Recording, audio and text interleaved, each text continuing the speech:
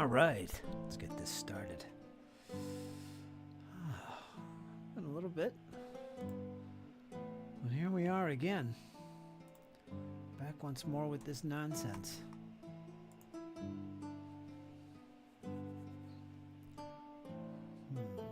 Let's see. Do some winter warmer here, I think.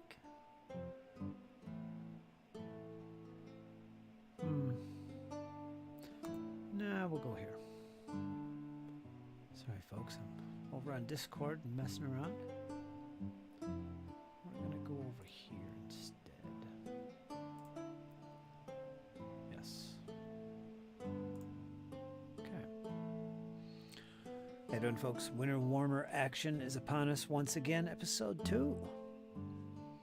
Decided I was going to start making some titled episodes for the Winter Warmer Challenge. Why not, right? Kind of catalog my efforts here to get this challenge completed. Got 2.5 months to do it. It's quite a bit to do, though, I'm telling you. 2 starter sets for Flames of War. Yeah, one is the DAC starter set, the German forces in North Africa. Starter box. That's a commission. And the other one is my own. That's the Hit the Beach, the Normandy starter set. So, yeah, that's what I'm working on. And I've got all the Shermans in the set base coated. They're not in front of me at the moment, so you'll have to trust me on that one. But I do have the 3 Panzer IVs, which are all primed up. I got to dust them a little bit. We'll get working on those. As well as my other commission, which is the Russians. We're going to try and do a little work on those. So yeah, it's a little bit of winter warmer action here. The Russians aren't part of that, but still, I have to do my Russians. Got to do that. It's got to be done. Puts food on the table. Anyway, folks, I hope you had an amazing week. We're going into the weekend here. Yeah, it's Friday. Oh, and the coffee's good. Coffee's good. Coffee's very good today. I like it. I like it a lot.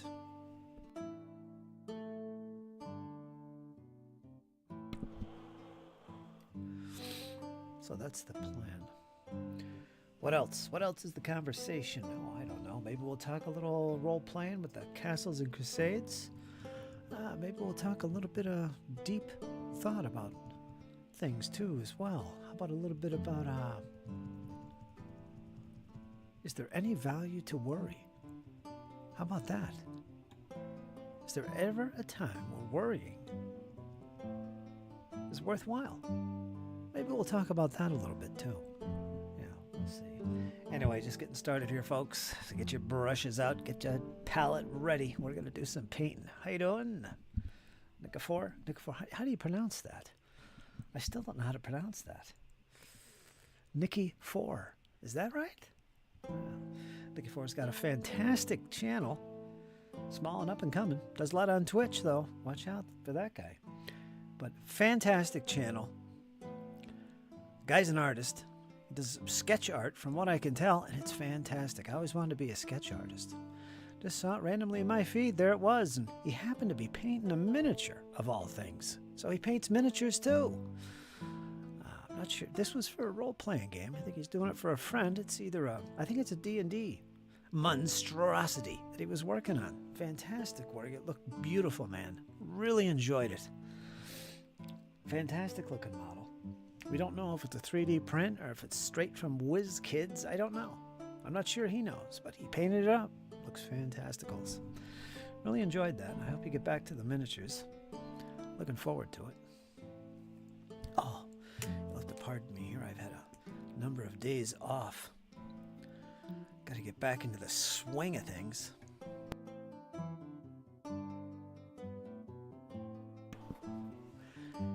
And I will put the link to your channel in the chat once we get some more folks in here. I don't know who's going to join me this early in the morning. What time is it? It is a hefty 10:10. Yeah, that's a little bit early for me. Of course, I'm very spontaneous with these things. I like to do them around 3 p.m. Eastern Standard Time, typically. Ideally, that's when I like to do these things, but not today, I guess. Today we're going to do the early session. Yeah, maybe my friends from down under will pop in. I'm looking at you, James. I'm looking at you. Yeah, so that's the plan. Got this guy here that I've been working on. Set him aside. I use him to focus my camera. Looks focused to me. Good enough. Not going to worry too much about it.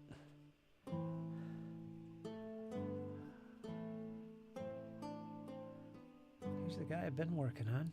I'm showing him off because you were just working on a lichen yourself. Nick? Nick. Can I call you Nick? A beautiful model. He's a big one too.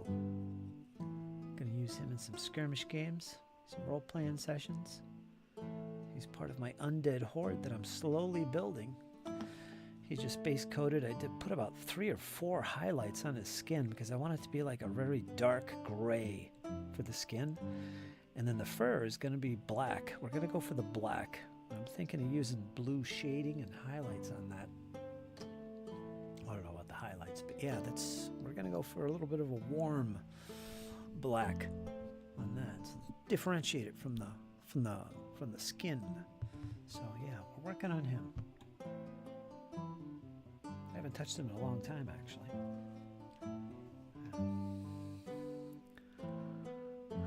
Very cool. A friend of mine sent that to me. It's a company called MRSA Miniatures. M-E-R-S-E. MRSA? MRSA. I don't know how to pronounce the company's name. But yeah, they make these beautiful fantasy figures. They're resin. And he sent along, I think it was a bag of 3 of these monstrosities, these giant werewolves. They're not 28 mil. They're more in the scale of 32 mil.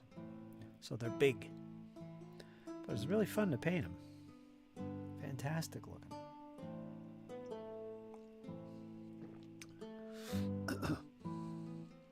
So how are you doing, my friend?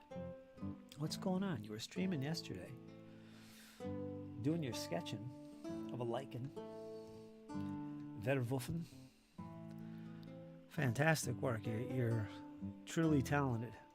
I say this because I have a lot of friends who are in the art industry. They're artists, whether they're digital or sketch artists or canvas painters, and then some. And which is what you do. So I like that kind of thing. I've always wanted to be a sketch artist myself. I don't know. We'll see if I ever get around to it. Yeah, I am going to promote your channel here, and we get some folks here. Check out his channel, folks. It's right there. Nicky4. It's right there. Great stuff. I point you out because you kind of are. I've only seen one other streamer outside of myself that does what I do. And when I say does what I do, I mean somebody that comes on like every day and paints or does art for 3, 4, 5, maybe even longer. 6 hours sessions. That's what I do, except I paint miniatures. Yeah, I never see anybody do that. So yeah, that's commendable. I was just thinking about that this morning, actually. I said, he sketches though. I mean, that's a more time-consuming thing anyway. But then so is miniatures painting. But I don't know. It's to me, painting miniatures is so taxing. I mean, I could do this for like a half an hour. I got to get up and do something. I got to go eat. I got to stretch the legs. Then I come back at it for another hour. Then get up and stretch and do something. I just can't sit for 3, 4, 5 hours like I do with my streams. Because you kind of have to. People are here watching. You're chatting with them. It's not easy to do. You do it. So I commend you for that. That's pretty cool. I've been doing that for 12 years. Pretty insane.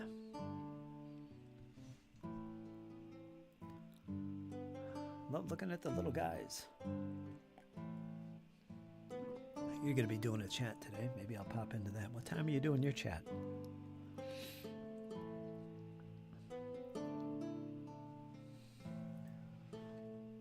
I usually go for about 3 hours.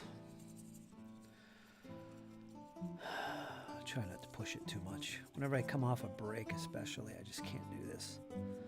It's like, damn. I gotta get my chutzpah back, which isn't always easy.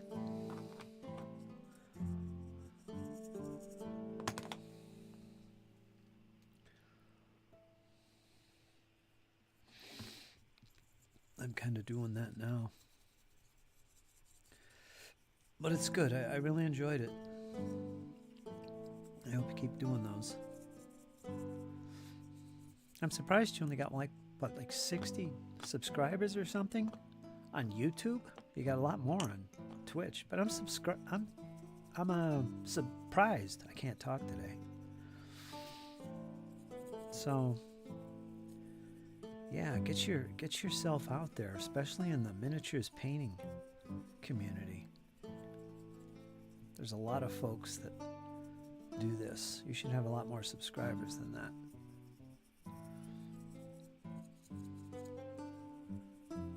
I discovered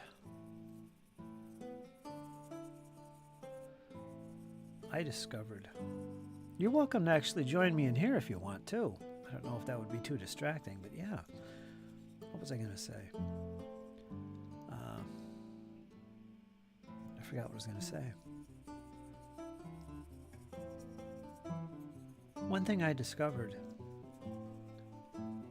when I started doing this, I'm a wargamer, so I paint armies. I play games and stuff like that with them.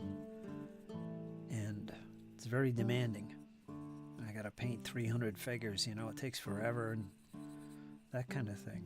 But what I discovered about these chats, and we coined the term paint and chat because of this, the magic of these things is that when you're in here in a chat streaming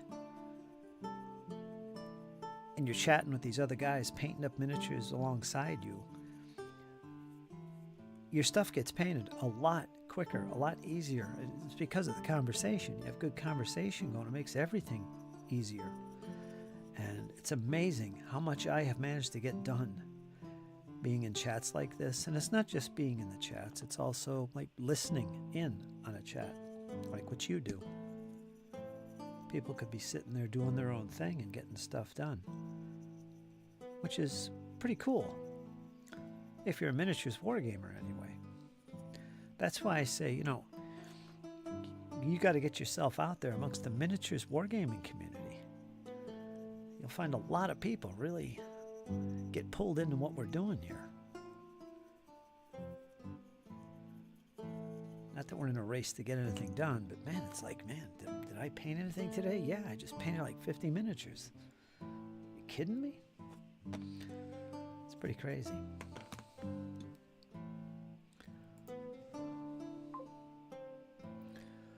I agree. Having people to chat with helps the hobby. It does.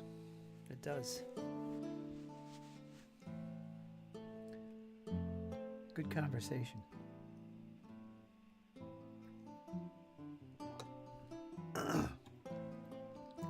Do you do Discord? Discord. Got my scented candle going here today. What is it? It's pumpkin pie, baby. Look at that. Pumpkin pie. It's pretty good. I like it. I like it a lot.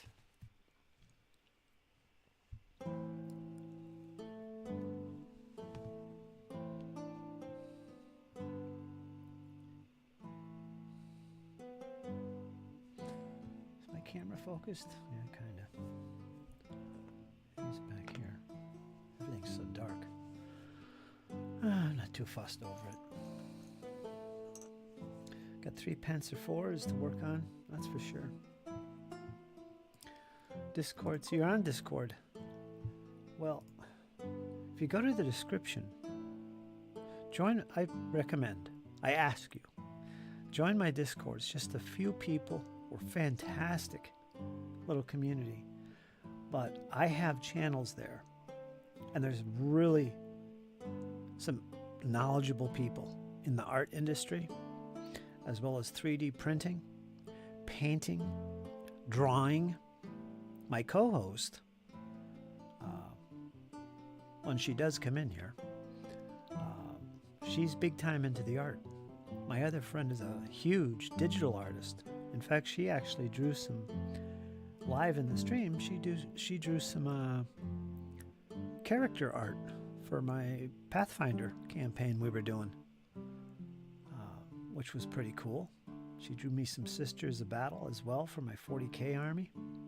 She did it live on the stream. But I'm just saying, there's a lot of folks that would really appreciate your work. You can share some of your artwork over there too. Very small, friendly community of folks. That's where I get players for my games. It's where I set up my chats so people could join me and that kind of thing. So yeah, think about joining me, man. I'd love to have you over there. Share some of that fantastic art and post your streams too.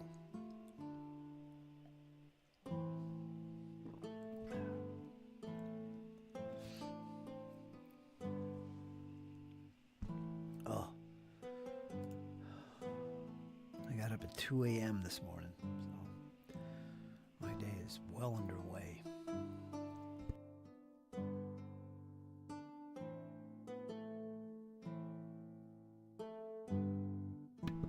I've actually shared your stream, not yesterday's, but the one before. I shared it over in the group here. Come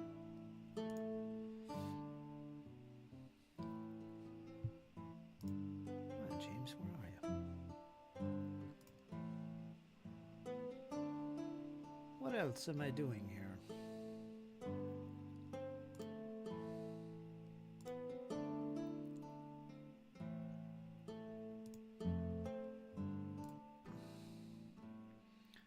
There we are, there we are.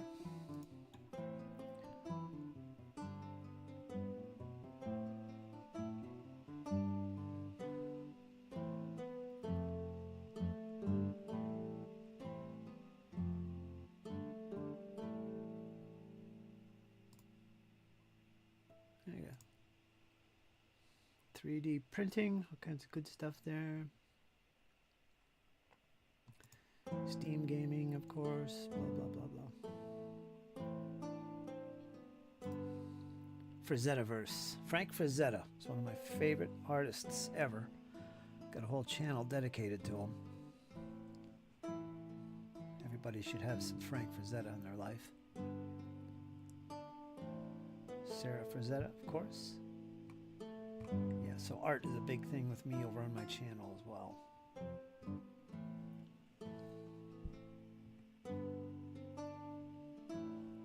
Welcome to the Nerdverse.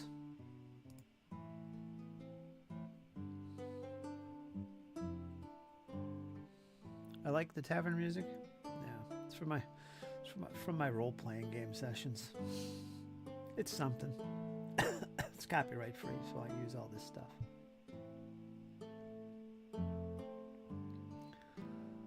You got some good music too. I never thought of using video game music, but yeah, you pull that direct and put it in the streams.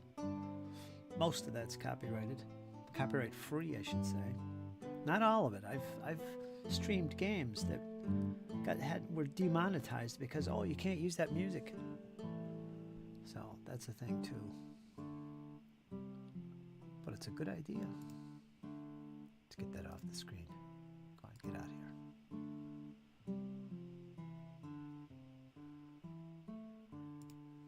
Get out of here. Floop. There we go. Nice. I don't know how the sound is today. I think my gain is way too high. Oh, excuse me, I'm drowning. Let me turn my gain down a little bit. Should be right there. Can you still hear me okay? Test, test, test. Say that because I got to put my heater on before I freeze to death. What is the temperature today? Temperature's 29 degrees. 29 degrees. 29 degrees feels like 16. Yeah, that'd be accurate. 22 degrees tonight. At least there's no rain in sight. Just cloudy. Here on the east coast of the United States of America. That's what's going on here. Let me see. Slow start today. That's okay. Minimize. Test-roonies.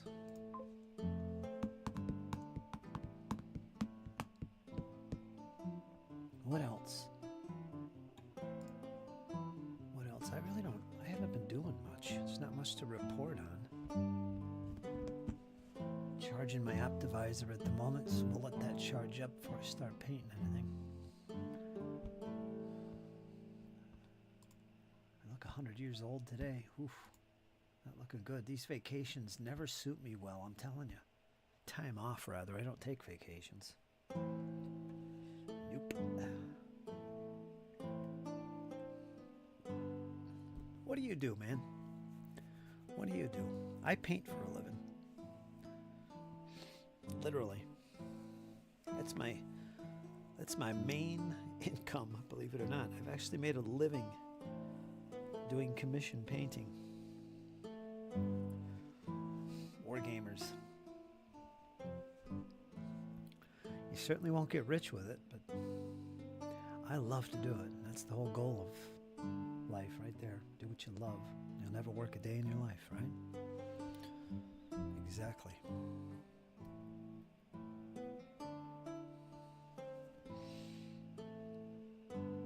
That's the way I see it. Let's get our brushes ready. You did really good on that model, by the way. Really good.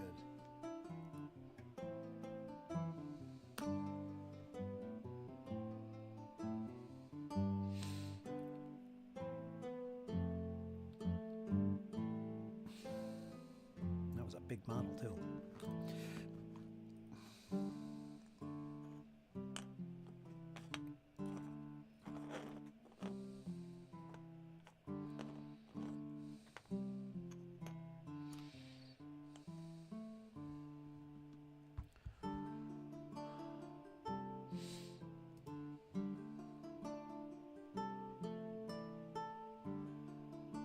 Nothing going on there. Am I on Twitch today? Yeah, I think I am on Twitch.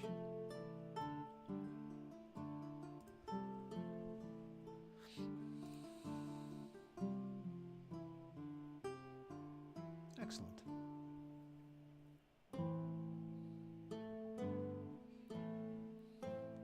Let's test this out and make sure the chat is fully functional.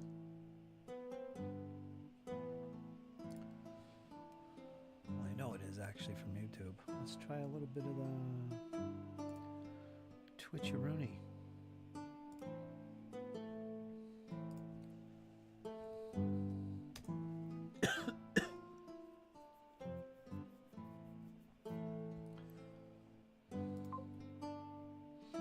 Yeah, that works.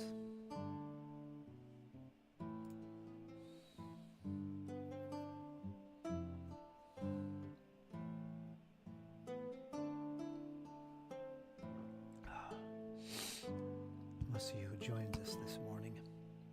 Before we get started, let me go grab your channel, by the way.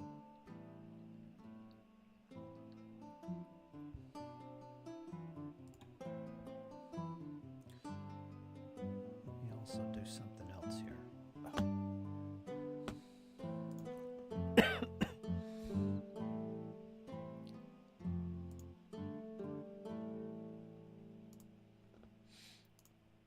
Let's put that up there. Oh, where'd it go? What happened to it?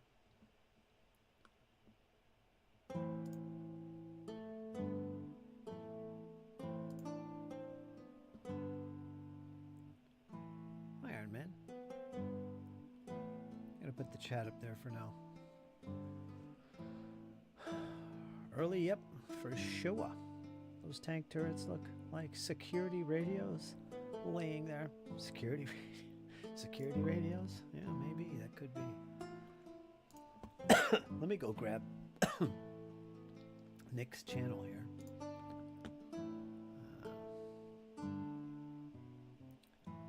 Found a good channel, Iron Man.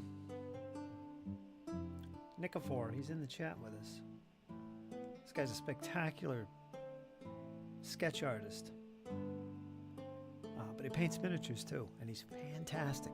He does the same thing I do. He'll be on here for streaming for like 5 hours drawing. But it's really good.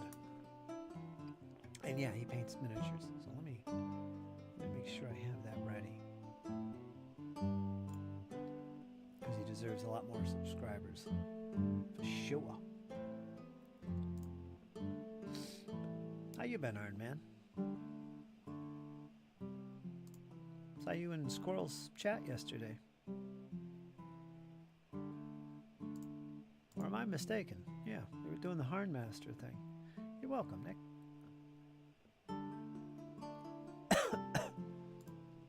The least I could do. If I could find your channel. Let me see here.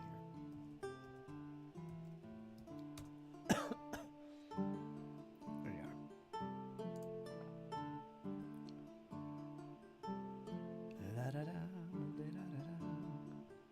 Let's grab that link. Copyage. Do a little copyage here.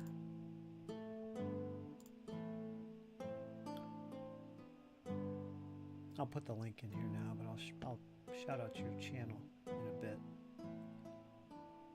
When I know there's folks in the chat, although most of the people that watch these things watch them after the fact. Go figure. I don't know who wants to sit here for 5 hours watching me paint and blabber on. I don't always have guests. But some people do, and they love it. Why do you think that is, Iron Man? What's going on here? Can you tell me? Can you tell me, Iron Man? Of course, you always watch it live. I don't think you watch it afterwards. Kevin watches it afterwards. Because I think he's actually literally listening along painting. Isn't that right, Kevin? Isn't that right? You are, aren't you? You're probably painting right now. Live from Germany.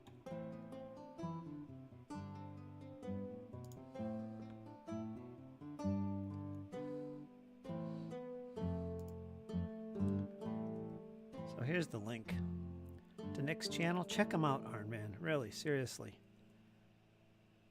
Very friendly. You could sit there and chat with him, and he just passes things by. Of course, you don't paint, do you?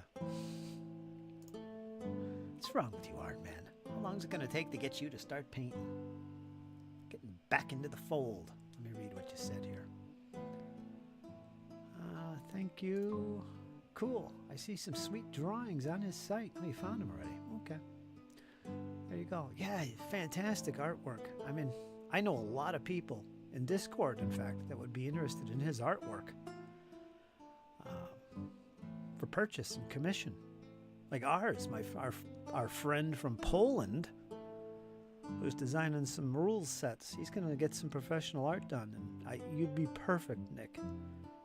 Your stuff is that good, man. All right, let me get this off the screen. I got double chats here. I'm okay and glad the holiday stuff is winding down. Miss regular gaming and such, yeah, shuts down for you. There are live streams I will watch after. Yeah, I don't always. Sometimes I do. I like to catch them live. I don't really... If I watch your live stream, that's a pretty big deal. Because I don't watch live streams very often. There's yours, which I enjoy. And then there's Squirrel Hermit. I always watch his stuff.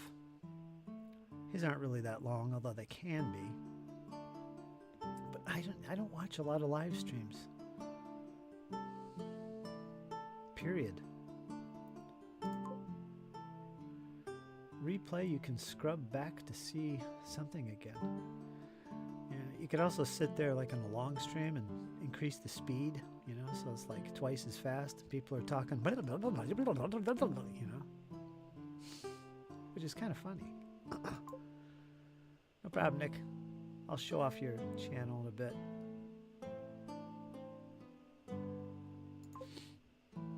I won't paint again after my stuff was stolen. I know. You've said it how many times? But still, you can't blame me for pushing you. You are a gamer. You're a war gamer. You're a role player. You're into this. You've painted before. Didn't you enjoy it?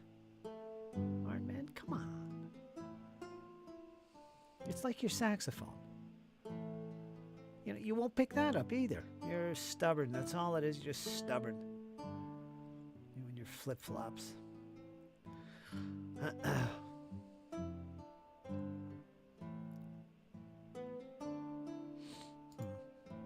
Doesn't enjoy the painting, I guess. No, can't blame me for trying.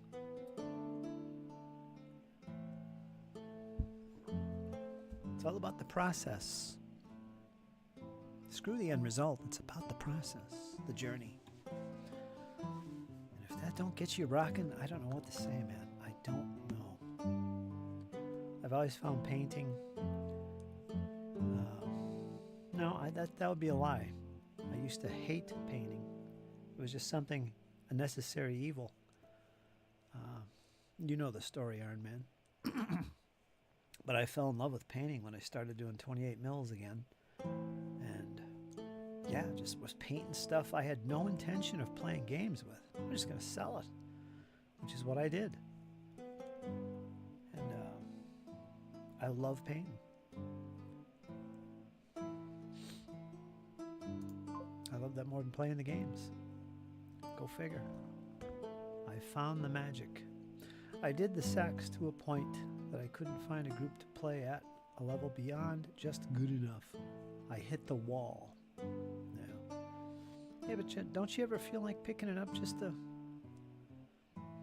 you know, just to enjoy the process, you know? I mean, do you need to have a group and a gig to go to? Do you need that? Or can you just be, you know, this is great. I enjoy playing the frickin' saxophone or painting the miniatures. I don't know. Because to me, it's about the process. That's where the real, true wealth is, the joy. Like if I start playing sax again or any instrument, I got no goals in mind other than enjoy doing it. Of course, I haven't picked up my saxophone in years. So I should be poking myself in the ribs too. You know, now that I think about it, it's Friday. My other friend Nick, my really good friend Nick from Athens, Greece. I don't think he's in Athens right now. He's got Fridays off. Let me try and message him. I gotta go back on Facebook.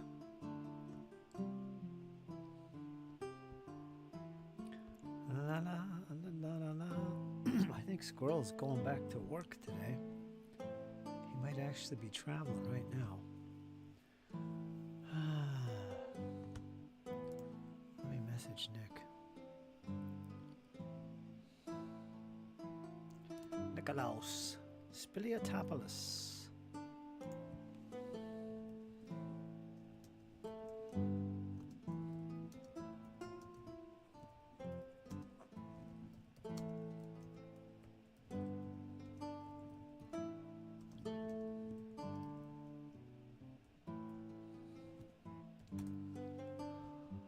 Oh, I spelled channel wrong. Wow. Let me get the link. Let's grab the link-a-rooney, shall we? Let's grab the link to the chat today.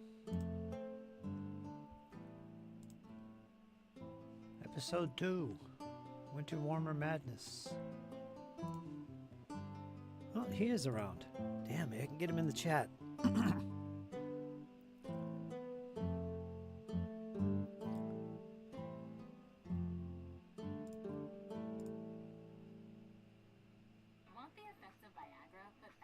that worked. Oops, let me turn this off. Hold on, hold on. Oh, jeez. I had to double check the link I posted because it came up funny. I might pop in. I have to travel in the morning, but yes, I will join for an hour for sure.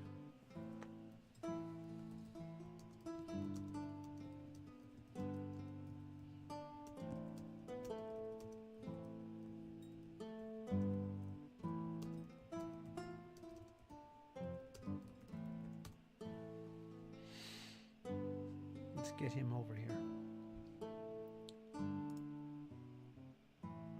Hold on, folks. Bear with me. I got a lot going on here. I got to grab links, go to websites. Playing solo in my room. Dude, the tens of thousands of hours are behind me. Electric sax. Computer music. Well, there you go. Motorcycle repair vids on Nikifor's channel. Yeah, I saw some other things on there too. I haven't looked out his channel for everything. I just found him a couple days ago. I was watching his live stream. He does these live streams like every day.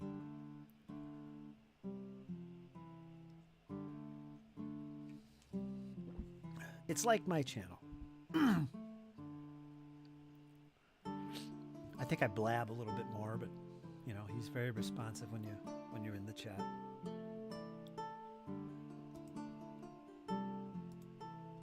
He's all excited to role play. He wants to get back into role playing heavily. So there you go, Iron Man. Right, Nick?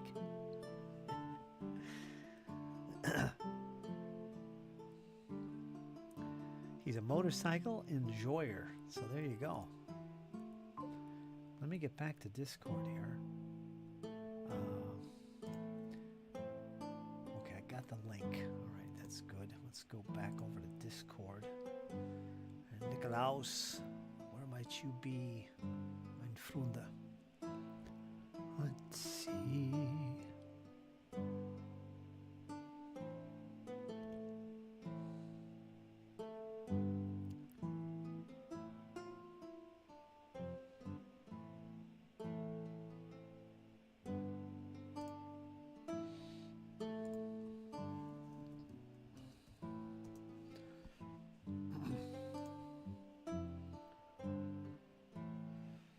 Well, let me see. I gotta.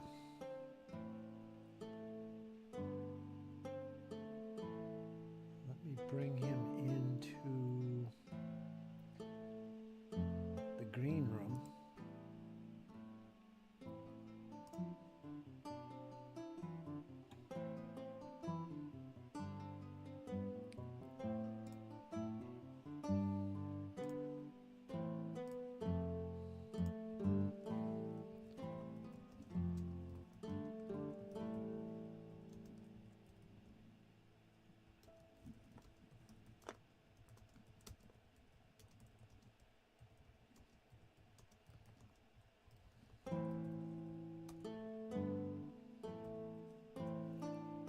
Jeez.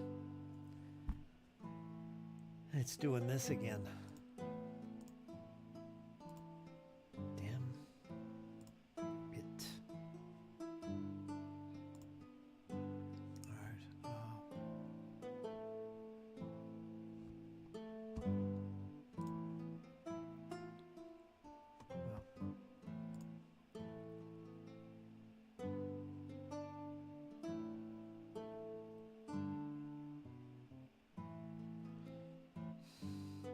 Discord's acting weird.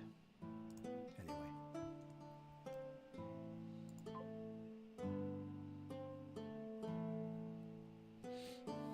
Yeah, can you tell he's an artist?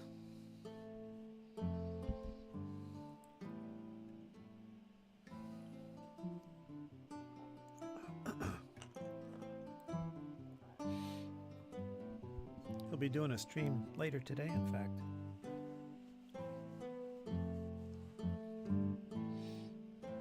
I'll be here a while. He'll probably be doing his stream. Yeah, something to check out after mine. you're so inclined. Trying to get him on the Discord server so we never miss an episode. Trying to help him get some more subscribers. Because it's good stuff, I'm telling you folks.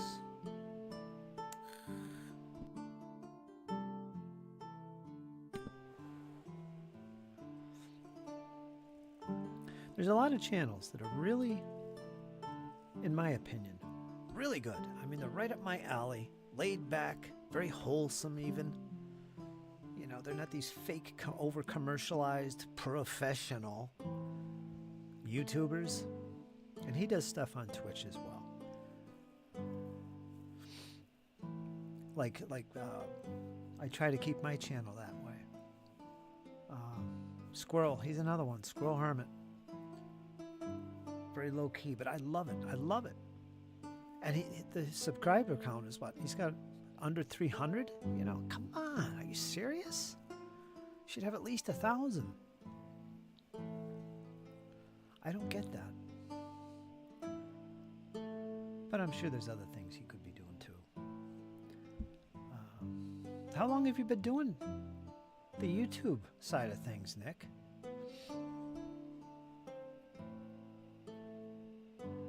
Because I think you're more focused on the Twitch thing.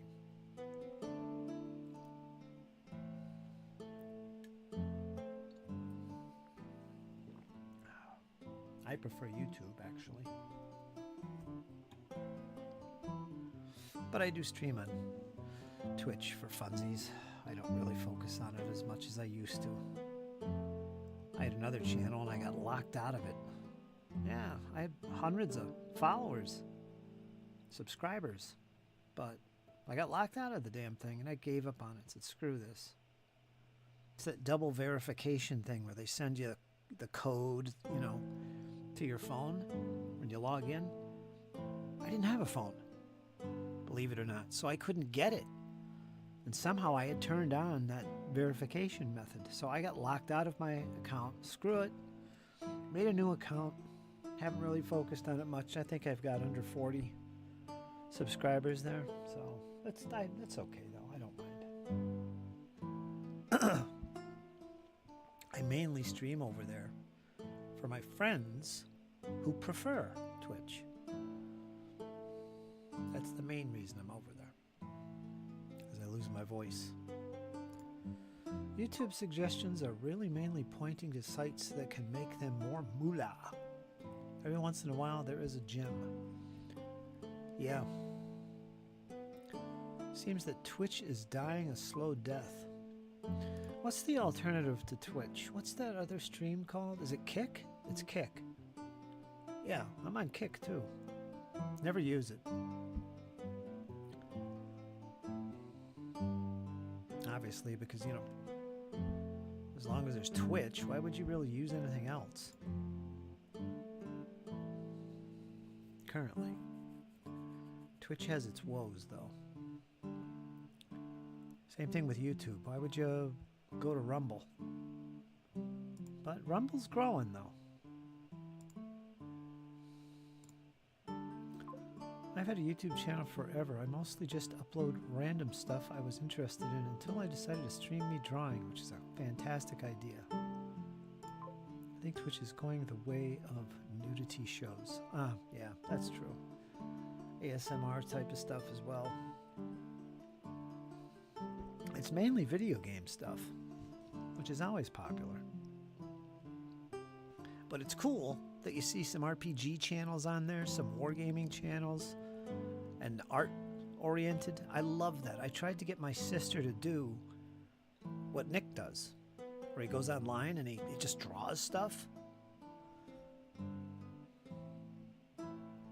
But she was not tech-savvy at all, so that never happened. But I was going to help her. Get ready. All right, my friend. I think I was watching 3 streams when I was watching yours yesterday. I had another stream I was watching squirrels. But yeah, I was in there. You got those little guys dancing around the bottom of the screen, walking around. Just to make sure who's there. So I like that. It's good talking to you, though, man. I will promote your channel. I'm going to put it up here on the screen and show it off to folks once I supposedly get some more viewers this morning. And get you some subs. Rumble is great, but the interface to the audience is clunky, in my opinion. I haven't really used it.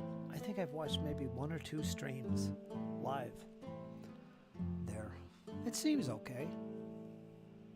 I mean, I'm over there. It says I'm making money. I don't know what I'm doing. But I don't see any of it.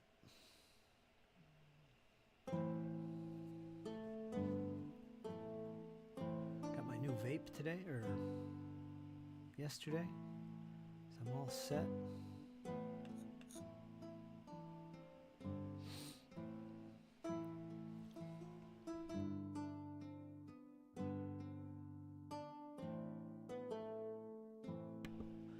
Oh, and it is so much better.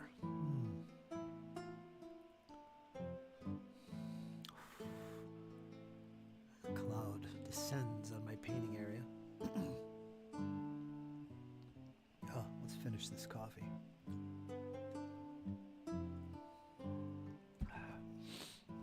Have you been watching Max's streams? His Friday show? I haven't watched his stuff in a while. I just don't have the time. I'm not around. I'm usually sleeping. Sometimes I pop in and see what's up, see who his guests are.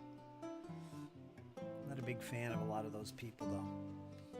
Max, yeah, I love Max. He's great. But a lot of his guests, I just don't, you know. I know what they're going to say before they open their mouth. They all have this character and persona. You know what they're going to say. And it's annoying. But anyway, that's just me.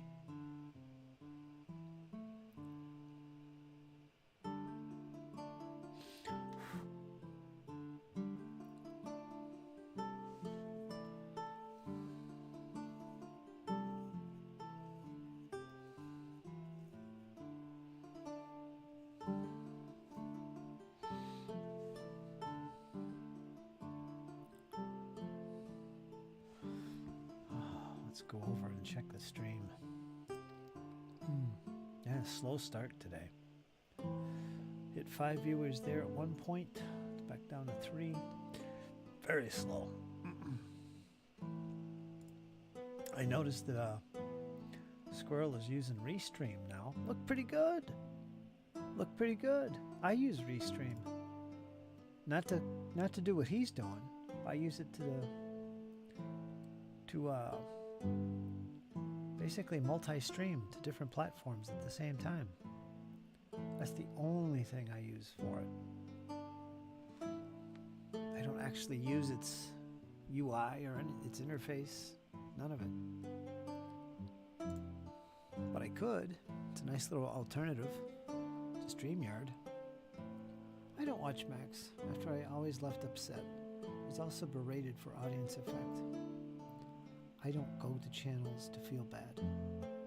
Yeah, I hear you. I know exactly what you're saying.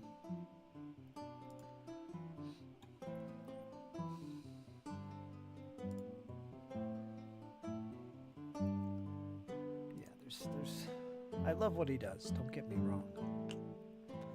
But yeah, some of the folks that come in there regular, and he'd be the first one to tell you this, you know, he don't really get along with a lot of them either.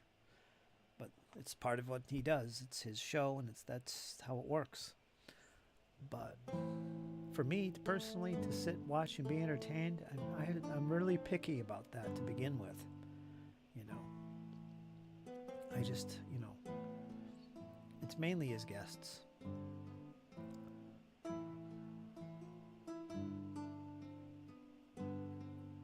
That's true. He does do those deep dives. Which is for a select audience when you do that. But he knows this. And they're good to do in a way because you might not be interested now, but because he has it up on his channel forever, might look at it again later. And that's just as important as the stream. Well, almost as important, maybe more important than the live interactions of the stream.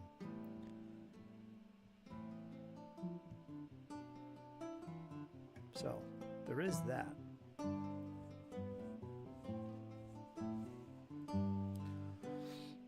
But I agree with you.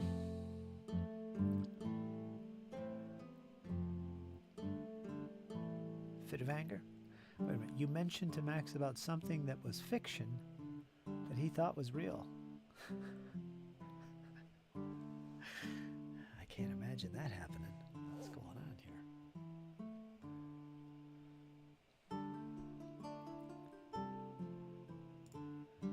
Yeah, I know what you're saying. Well, I'm glad to have you in here. You've been following my channel for years now.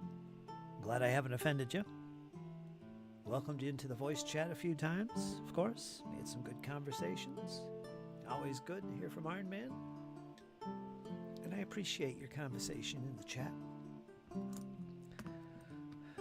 Even if you are in your backyard trimming grapevines in your shirt and flip-flops.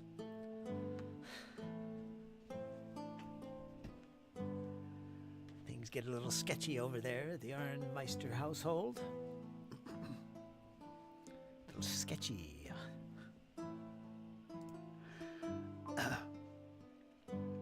He has been on your site and actually mentioned that event to you.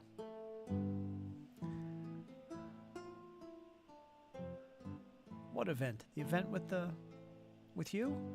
The fiction thing? The event? Mentioned that event to you. I haven't seen him in a while, actually. He did a little drive-by hello the other day. Yeah, but he's busy. I get it. No problems with me. The fiction thing. Oh, okay. Oh, look what I got, Iron Man.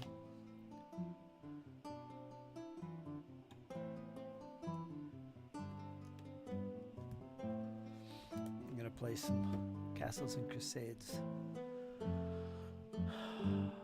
next. Got a little adventure set in my Mythgard setting. I'm going to use Castles and Crusades for it. I think I'm going to record it too.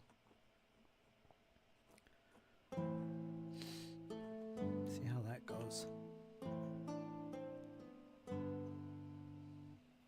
Even though I'm kind of laying off gaming entirely right now for a little bit. I have my plans, I have my thoughts. That's the wrong episode there in the corner. Let me fix that. Let me see, where is it? Winter Varmer. Let's change that picture to episode 2. It's not episode 1 anymore, it's 2. There we go, episode 2.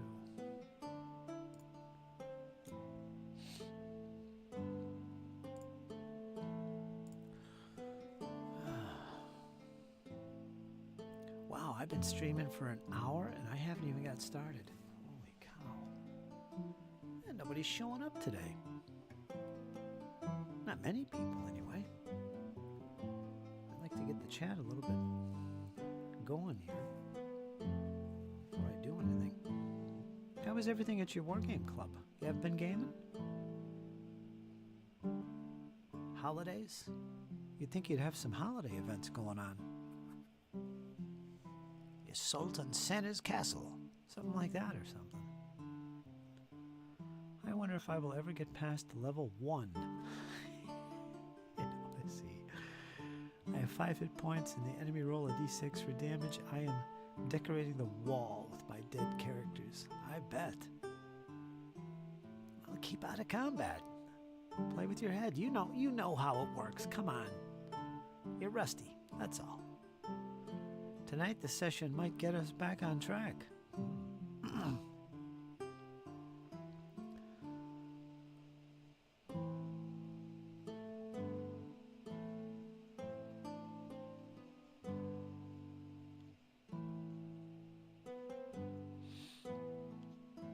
Yeah, level 1 is tough.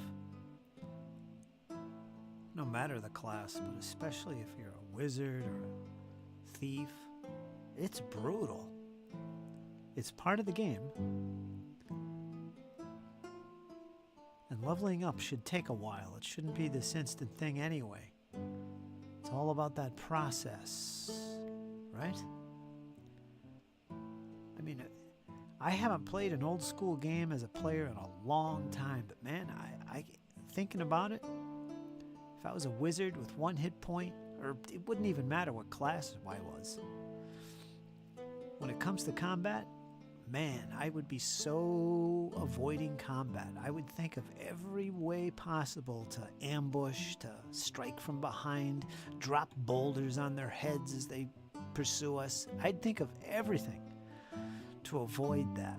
Or maybe get a monster to fight another monster. You know, any way to escape from being in combat. Just give me my XP and we'll move on. Then eventually you get that level 3 and 4 and 5, and you got a little bit more survivability. But those beginning levels, man. I mean, if I was to be a player right now on OSE or something, that's pretty much how I would handle combats. I wouldn't even care if I was the fighter.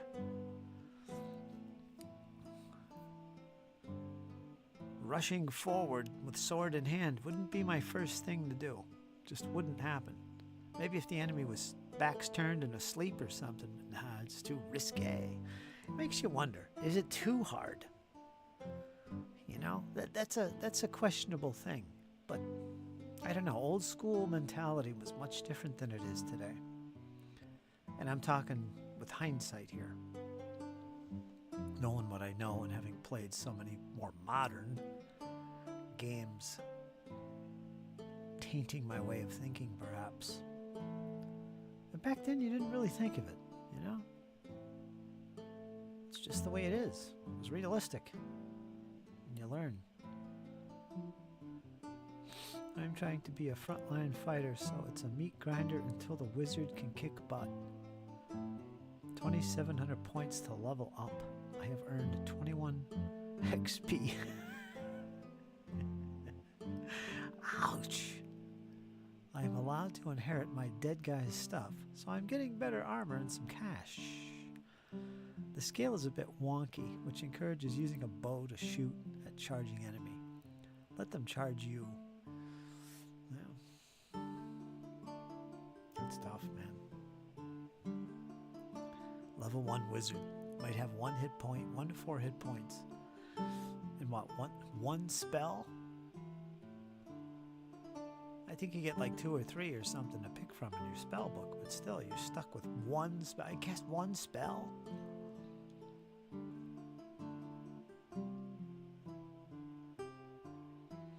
That's so harsh. By today's standards. But back then it was more acceptable, I'm telling you.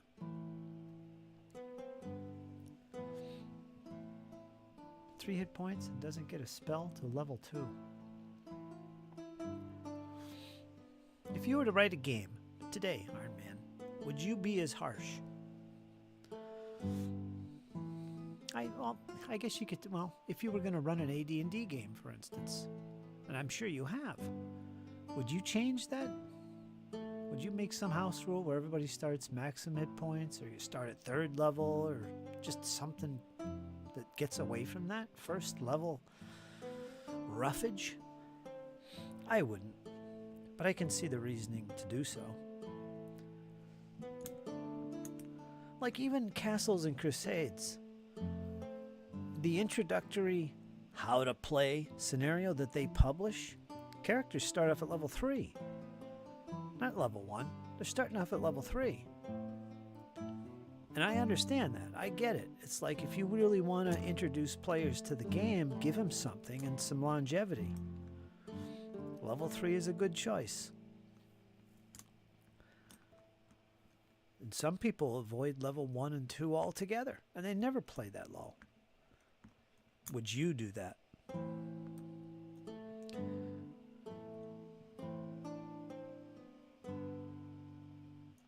mean, playing level 1 is a part of the game, you know, and there's a certain fun in that. you need to experience to get it. I mean, it's the whole old school in a nutshell.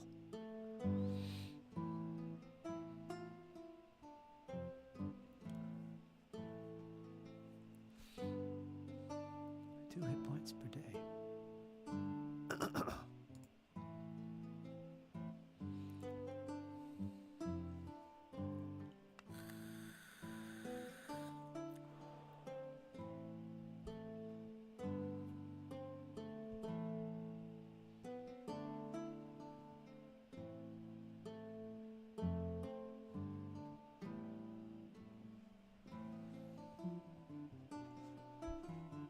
Let me go back to YouTube, or Facebook.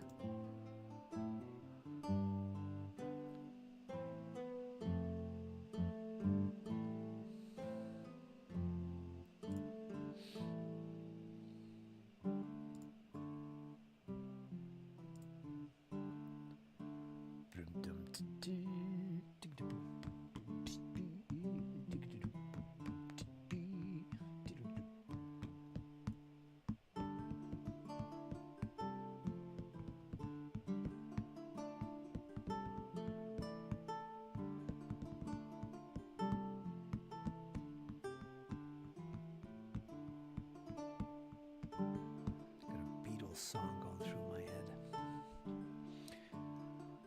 Oh my, I gotta dig out I'm not ready for this. I gotta dig out some very specific colors.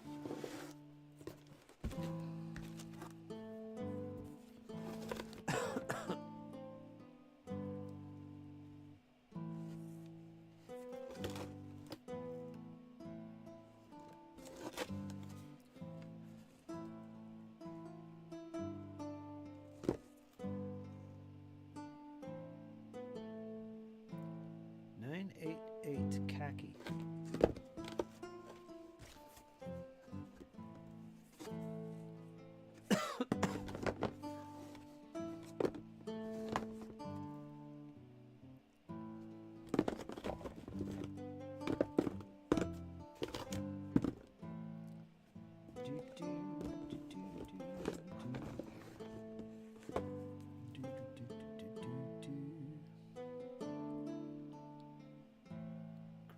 German field gray. It's not what I want.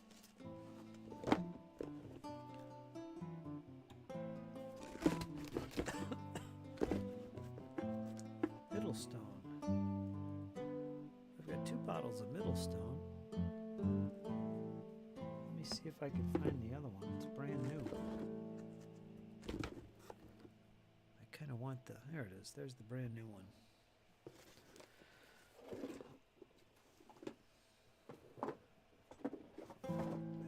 Mix it with a little desert yellow. I wanted a little more yellow. If I can find it.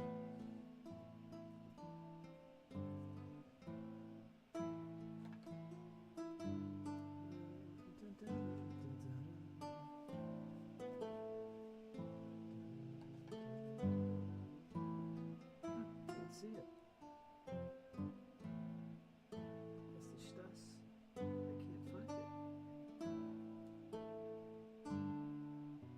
Flesh.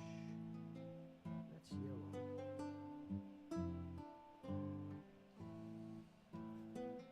Not seeing it.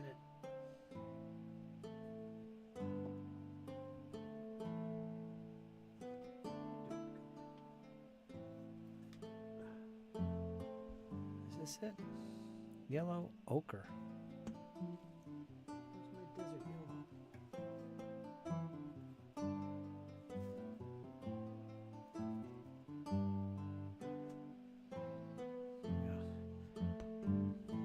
Scented candle here, pumpkin pie.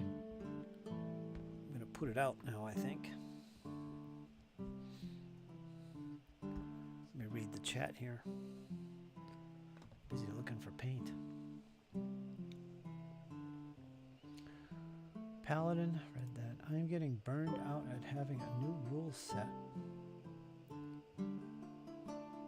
for everything. It is players constantly searching for something. or considered just rescuing older dogs. Might be a good use of my property. If you think you can handle it. Dog rescue? Yeah, you should look into that. That would be a nice thing to do, honestly. If you can handle it.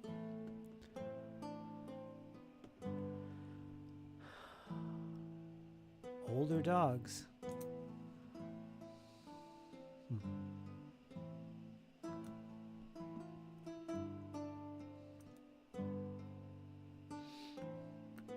Caretaker of sorts. It takes a special person to be any kind of caretaker.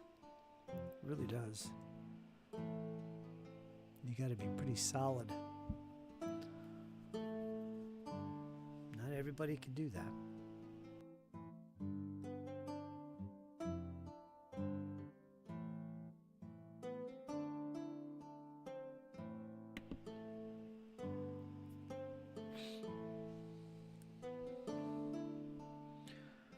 Cold sweats today. Ugh, not good. It's the weather. Let's see.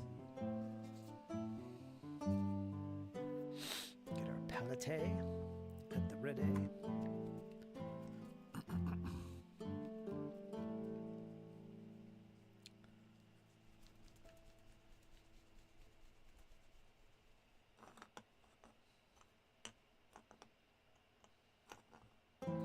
Folks, if you're watching this later on, feel free to share some comments. Let me know if you're involved with the Winter Warmer Challenge and what you're getting done, what your projects might be. I know there's quite a few folks that are involved with us, posting videos on their progress reports on Facebook. I'm trying to keep track of them all. Hope to do a little montage at the end of this thing. It ends in February 28th.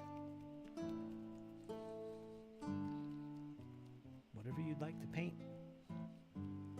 Single model, a unit, an army, whatever. I'm doing the Flames of War starter set, Hit the Beach, as well as the deck starter set, which really is, it's not really part of my challenge, but I'm going to try and get to that and get it done while I work on this. Once the Russians are done, which are sadly very delayed for all kinds of reasons. Holidays, storms, personal tragedy. I won't go into that. Yeah, a lot of hiccups on the way. It's taken me forever. They're gonna look great though. These tanks are mine. Oh, and I'm telling you, Iron Man, it feels so good to paint my own stuff. I'm so excited to get back to wargaming with minis. And this game in particular, or World War II in general, is what got me back in the hobby back in 2012. I mean, that's what I got back into. That's what got me back into the hobby. So this is kind of special for me to return back to miniatures gaming, specifically after what, years of not doing any gaming, with Flames of War again. Go figure. So I get a lot of, I guess you could call it nostalgia here. It feels good. I'm excited. I'm enjoying it. Even though I've done these before.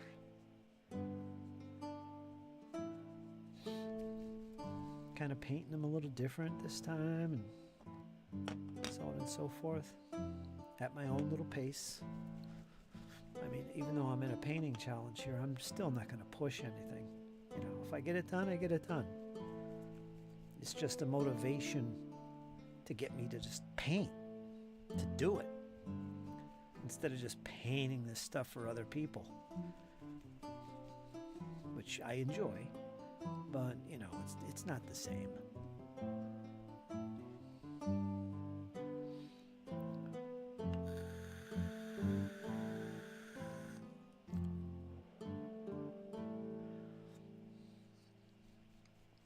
Risk on steroids. War Room? I never heard of it. Do you use miniatures? Like Axis and Allies?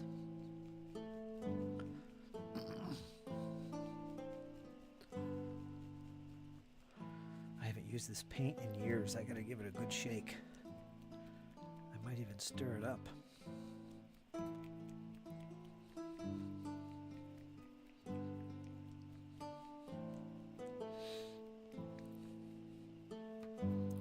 Let me make this picture a little small. I don't think it needs to be that big.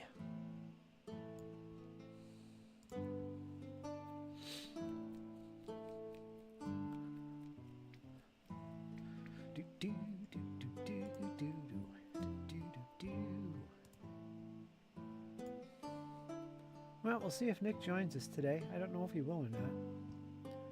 I don't know if James will either. He was just talking to me, but I think maybe he went to bed. It's like, what, 1 a.m. over there?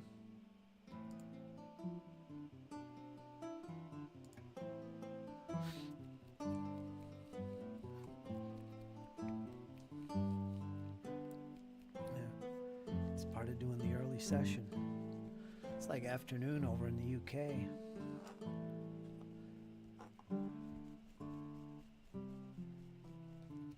Hoping to see some of my friends Ian and Andrew Noble. I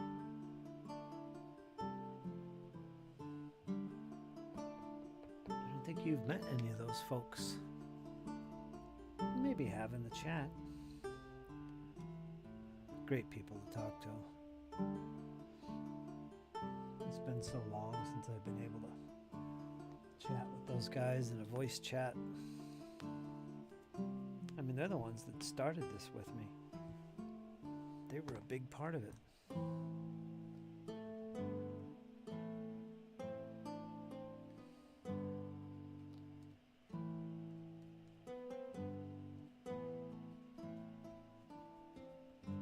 This might be a little too watery.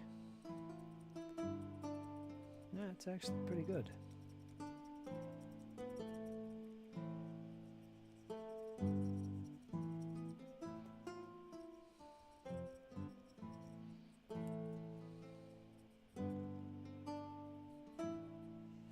It's actually pretty good, Iron Man.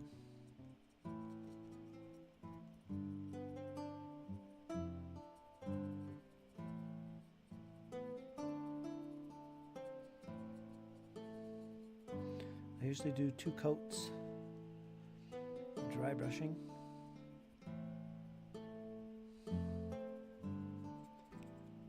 Give it that nice 3-dimensional look. Keeping it kind of dark. Realistic looking.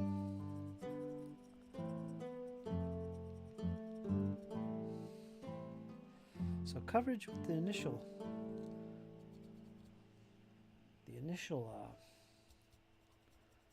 dry brush is kind of sparse. It's kind of light.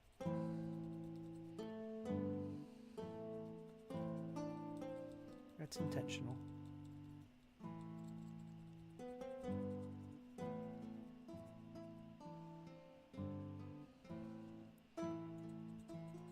I will say though, this middle stone here, it's got a lot better coverage than I was expecting.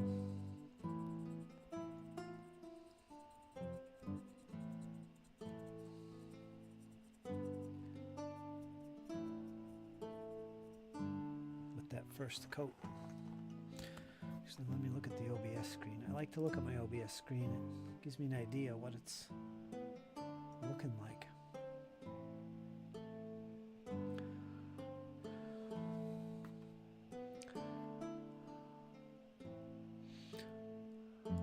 I read that.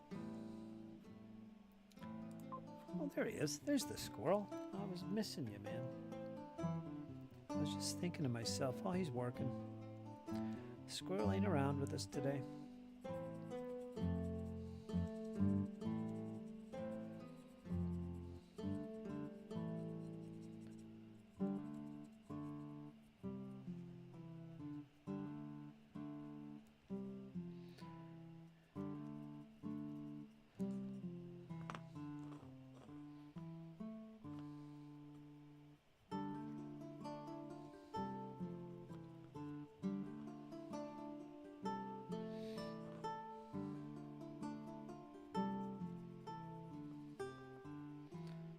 those nooks and crannies.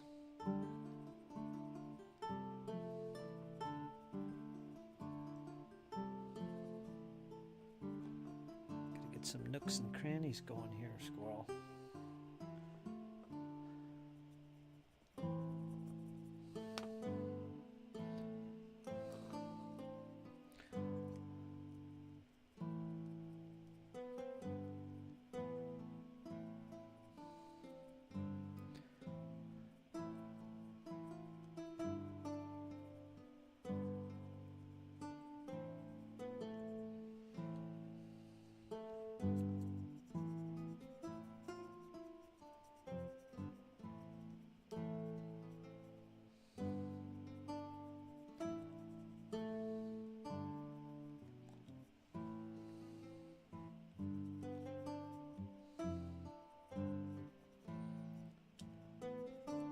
Never see the bottoms of these unless I flip them over as wrecks.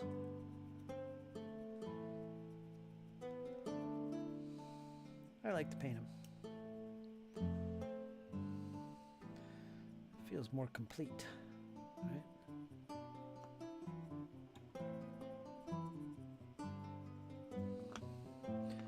Let's see, that's almost good enough for the first coat. I'm gonna have to put my optivisor on here in a minute. I can't see it all.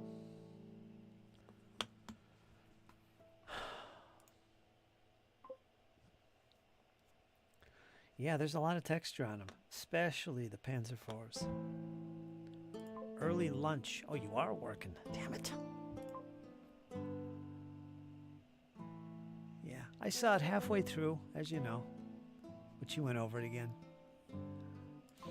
Oh, I so prefer game systems like that for combat. Again, it's the level class thing that disturbs me, even though I'll play it. Like I'm going to run a Castles and Crusades game here shortly. That's okay. It's nostalgia, right? But man, I so love and prefer that type of game that you're doing. It's a little more crunchier, but that's fine, you know. I'm humbled that you enjoyed it. Thank you, Arn Man. Hey, I enjoyed it too. Be double humbled. Squirrel getting his humiliation on.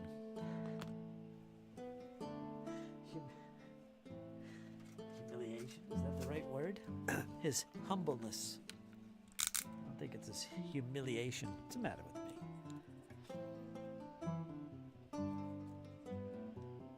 I'm humiliated.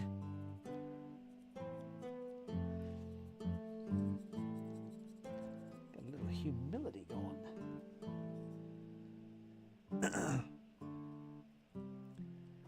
Ta-da-ta-ta-ta-da. Let's just get a little few nooks and crannies here. So that second coat has something more to go on to besides black.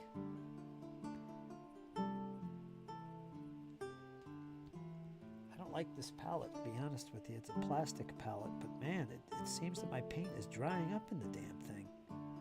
That doesn't even make sense.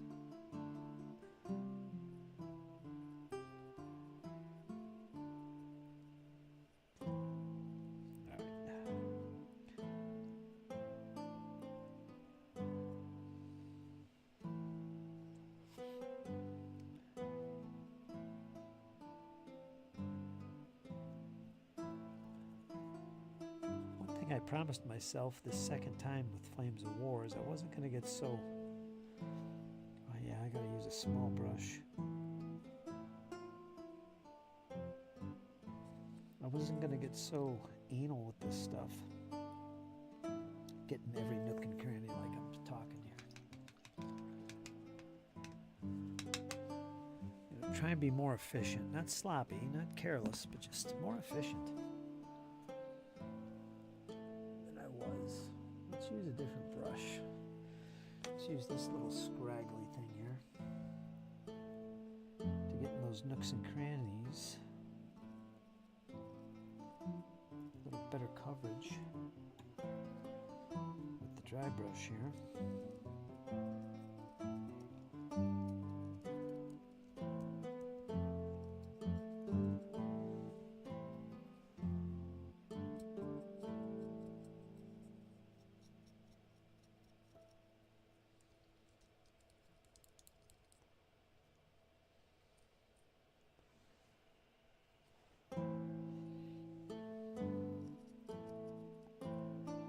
I have a tendency to look at models. Like if I'm playing a game and I'm admiring the miniatures, I will pick them up and I'll look at those little nooks and crannies to see if they were painted. I do that with my own stuff. It's like, a little skimpy there, I see. So I notice these things. So I have a tendency to paint them.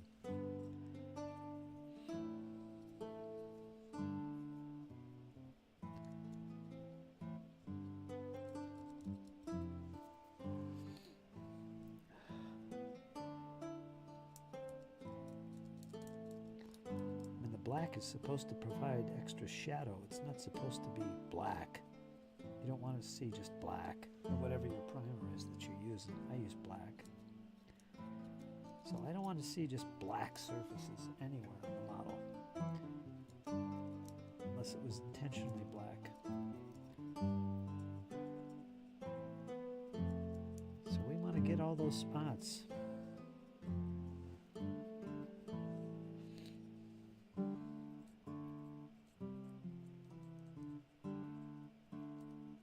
Because I might be peeking. I might be peeking.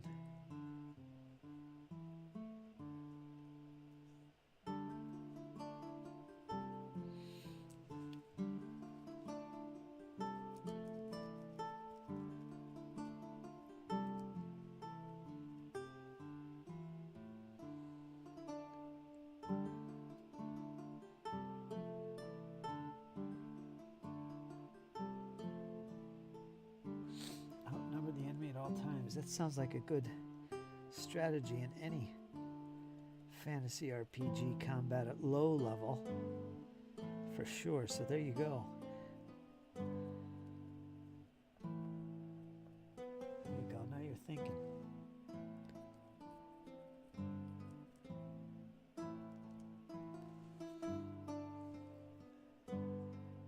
Get some hirelings.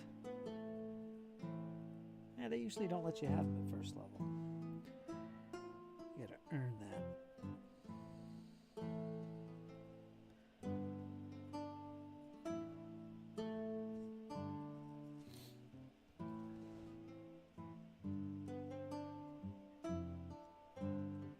Okay, I think I got this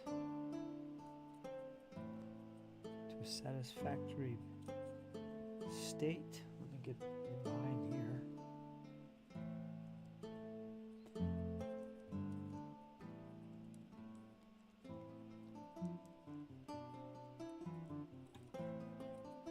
That's ready for coat 2. Oops, I must use my hat there to clean my brush. I'll be right back.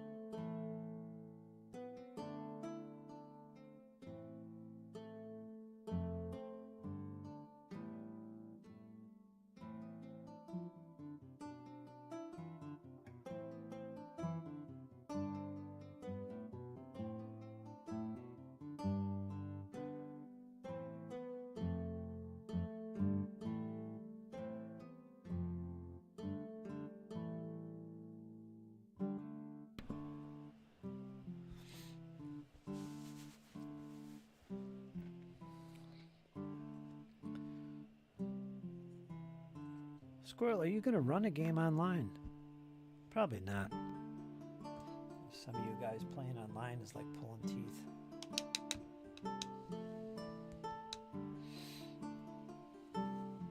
One thing I vowed last year was to play in more games as a player, but that never happened.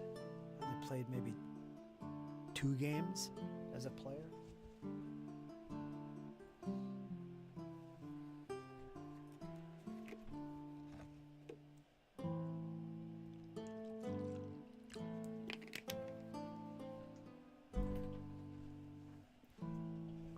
That was loud.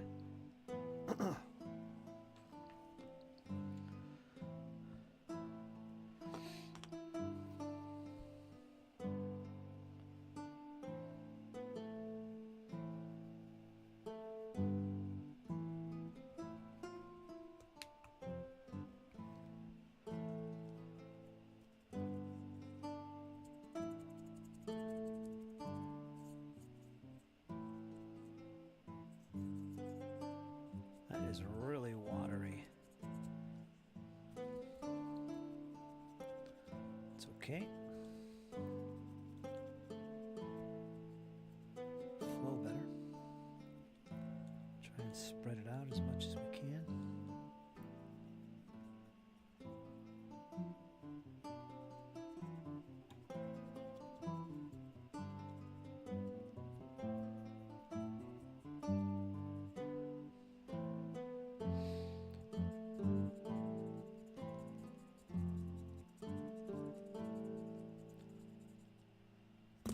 Oops. I don't really have an easy way of holding these while I paint them. I guess I could put them on some tack and put them on a little 1-inch square that I've been using. But I don't know. I don't want to do that because I paint the bottoms of them. I don't like having to pop it off or leaving it on the frickin' thing until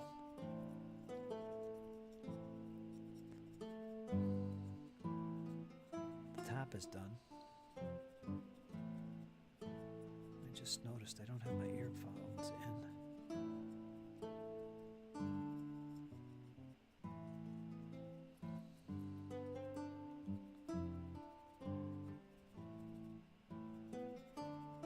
Might have to do 3 coats on these. It's just too much going on here. My paint's gonna dry up. So,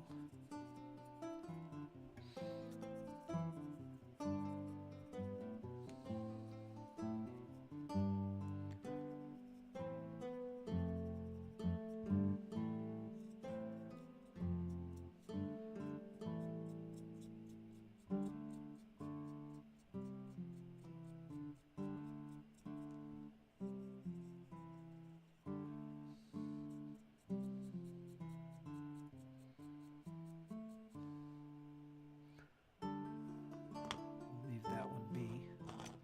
Move on to the next. Let me plug my phones in so I can listen to some Spotify.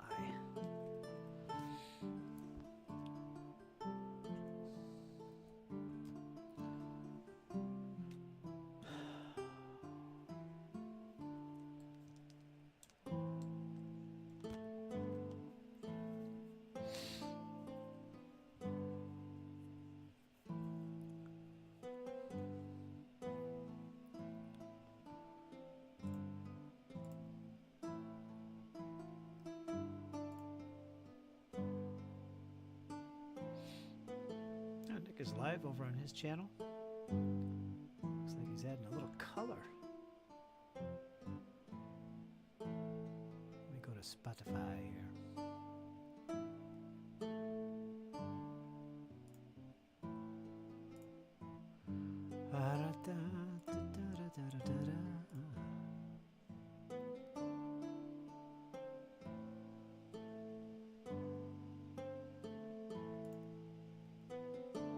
Some good sleep last night. I'm getting tired already though. Get a good good 9 hours sleep. That is so rare for me.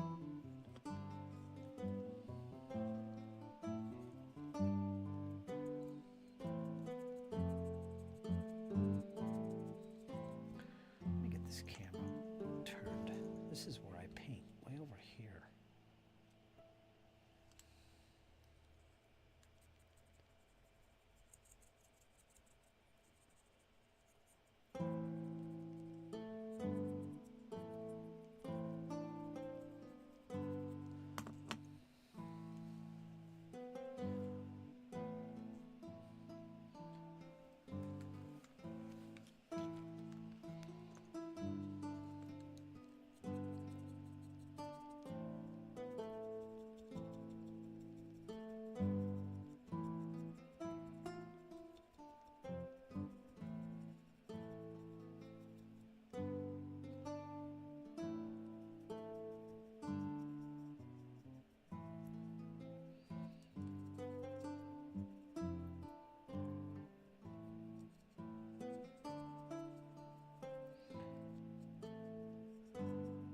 Once I get these tanks done, I might have some vicious tank battles right off the bat. Remember when I first got into Flames of War or World War II gaming, all I had was my tanks. I didn't have any infantry. I was still painting that stuff up. So all my battles were tanks.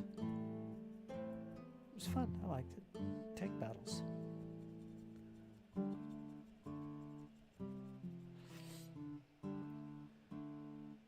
Kind of appropriate for me since I'm just getting back into it.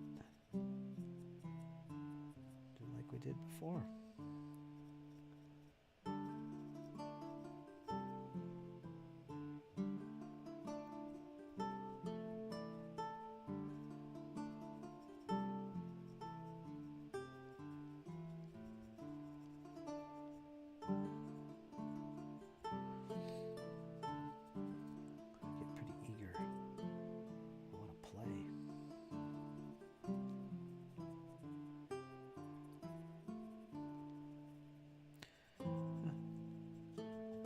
This is just middle stone.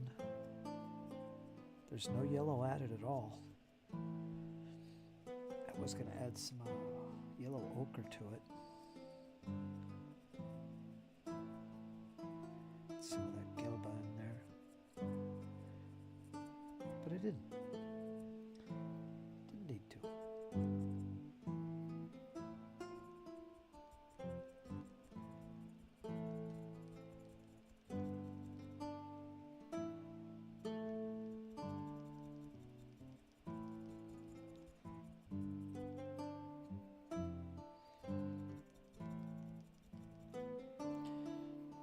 All but gone.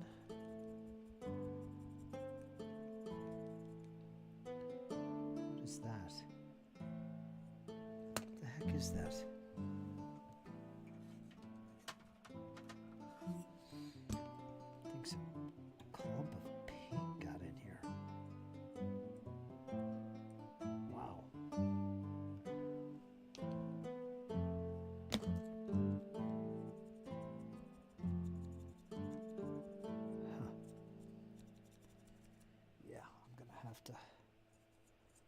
It's because I'm scraping from the bottom of the palette here, getting some dry clumps. Don't want that going on, so let's just take this to the hilt, and then we'll get some fresh paint. That'll have to do.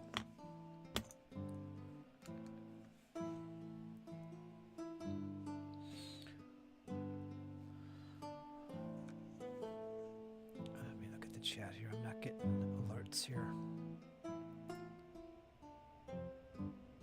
Oops. There, I wasn't getting my alerts.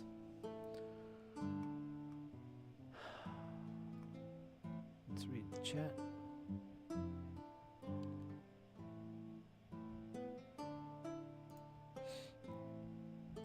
made a big batch of beef barley stew. Beef barley stew.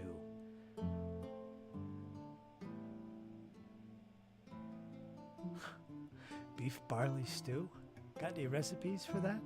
Or did you just mix it all together? Beef barley, beef barley.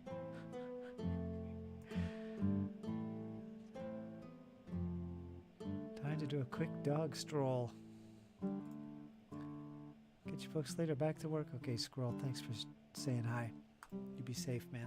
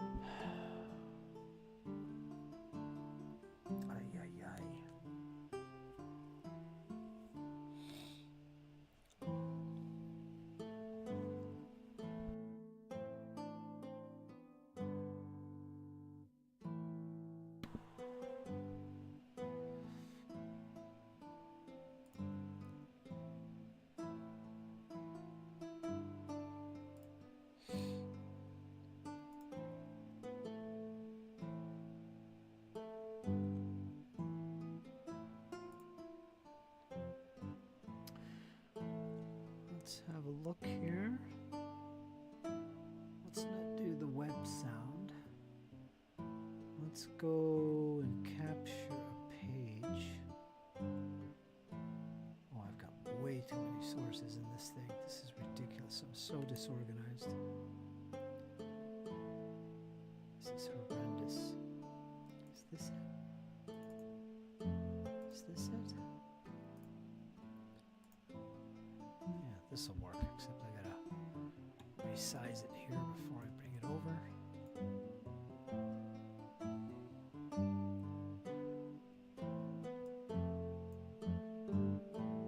Let me see.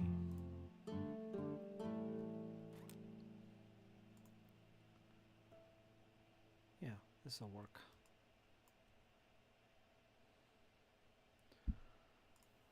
Let's take a look. So here's Nikifor's page, folks. If you're watching this later, I don't know how many folks we got watching right now, but I'll show this up later. Great guy. Does a great stream. He's live right now, in fact. In fact, let's check him out. Let's see what he's doing. I'll keep the sound muted. There we go. Yeah, check out his channel. He does live streams a lot like what I do. I mean, he'll go for like 4 or 5 or longer hours. And he draws a lot. He does a lot of fantastic gamer-related artwork.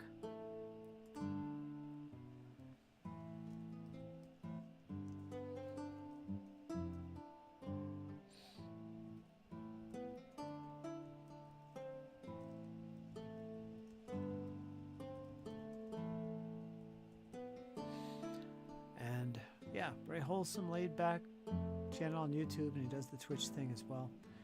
And I highly recommend you give him a watch and maybe even a subscribe. And he's busy at work right now. Very cool. And while I'm at it, I'll put the link in here. How you doing, John? Little channel recommendation.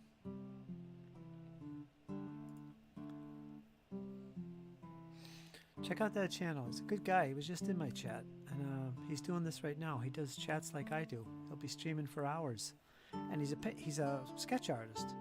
But he also paints miniatures. I was watching him the one day. And he painted a fantastic looking monster type creature for D&D. So yeah, he's got a great little channel. He could use the subs. I like it a lot.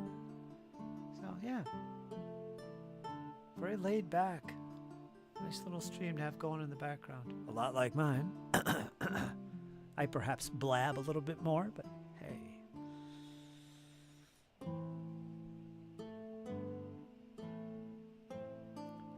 Hope you had a Merry Christmas and New Year. I did. Well, I spend my Christmas feeling the vibes and decorating and stuff because I celebrate Yule. You know that. And that's what usually when I start my decorating. And I did that.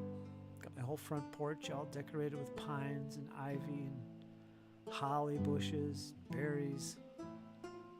All natural. And I bought myself my Christmas present or Yule gift. You can kind of see it in the background there. Brand new vape. So I got that going on. I'm enjoying that.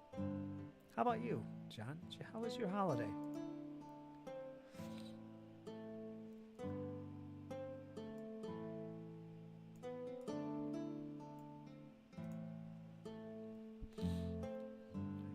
See it right there, all set, yeah. All good.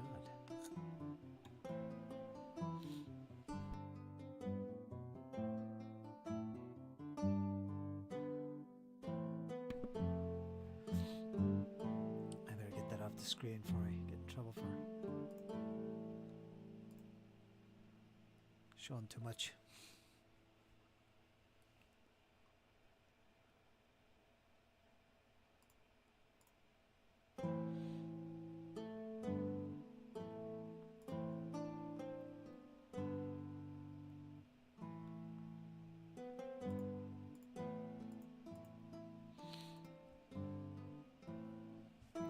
Right now I'm working on my winter warmer. Work on some Russians in a bit.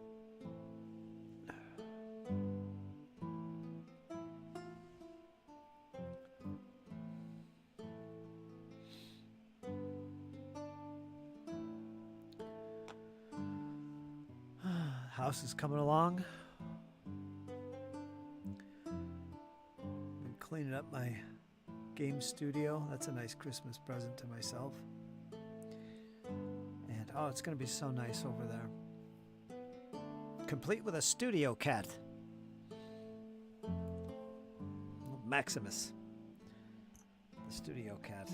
But yeah, I'm spending a lot of time working on that. It's going to be great. I'm going to do my board games over there. Going to do my miniatures games. I'm so stoked. By spring, it's going to be some good stuff. I'm going to have some new video battle reports coming up. I'm so excited. 'Cause I haven't done this in years. And of all things, Flames of War. What I started with back in 2012. So it's all coming back around. Feels good.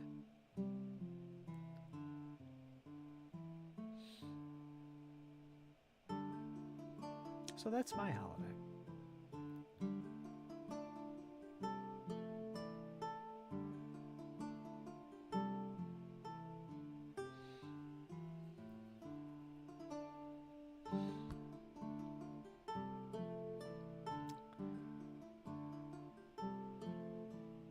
I'm about to hit these again with another shot of Middlestone.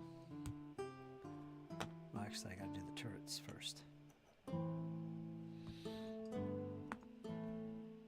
That's coat number 1. Actually, I still gotta go back on these two and give them a little bit more. Be right back.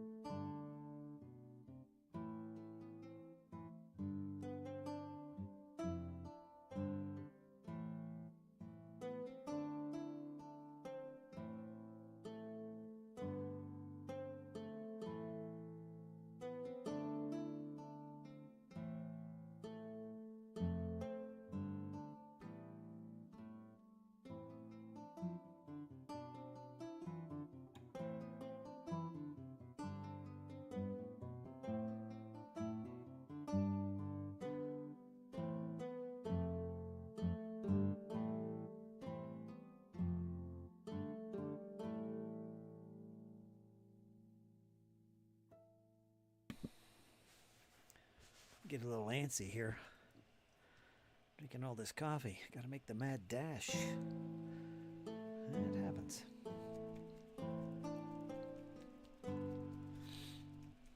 Make sure we get this a good shake. Pretty much a brand new Vallejo Middlestone. Number 882 from the model color range.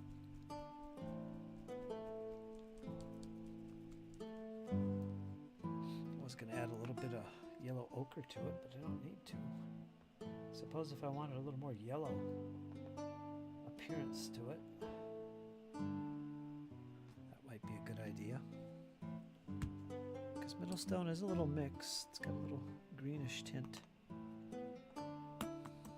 going on.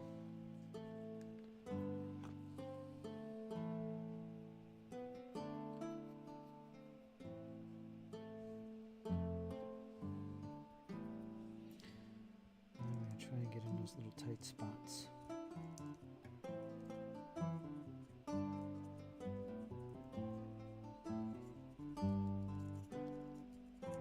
Because I notice these things.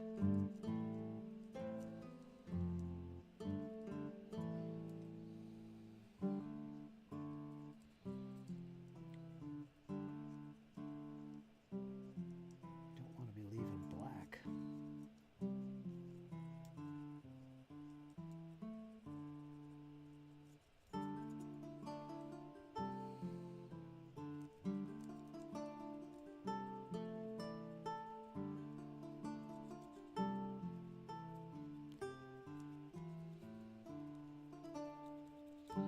Or white, or whatever your primer is.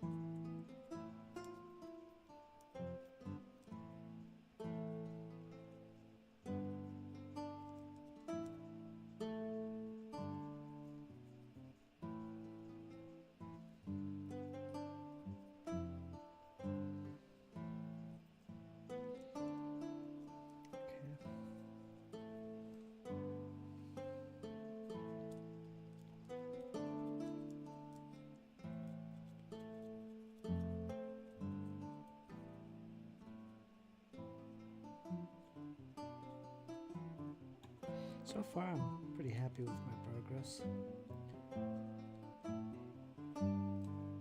Slow and steady. I mean, I do have other things I gotta paint.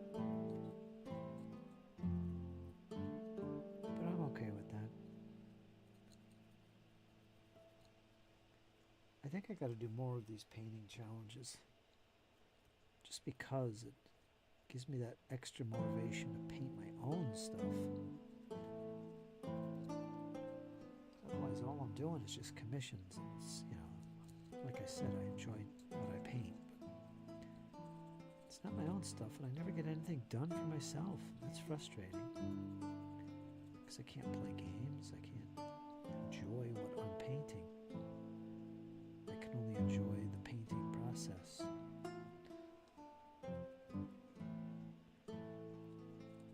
I feel like I'm missing out. Like my channel, for instance, I don't have much content to make and put out because I'm not gaming. So there's that too.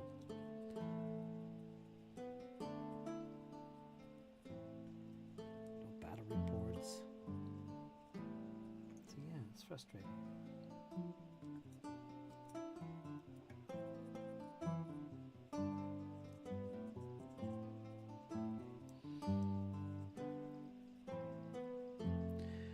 So yeah, this is coat 1. I'm still not done with this. I gotta get the underbelly, which I like to do as well.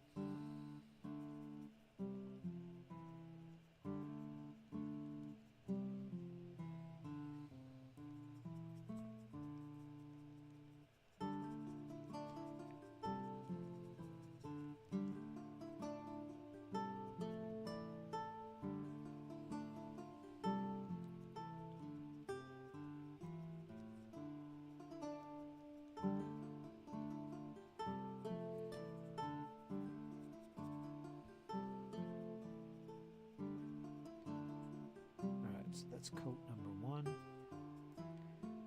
everything covered. Let me double check in here. I don't know if I got this as well as I would like to. Behind the shirts and some tight spots in here.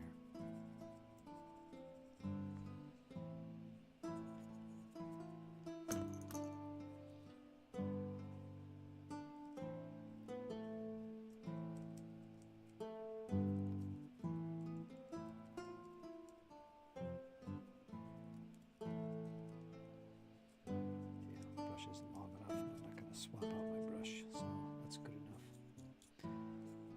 Alright, so that's coat number 1 on this tank. I'll set him aside.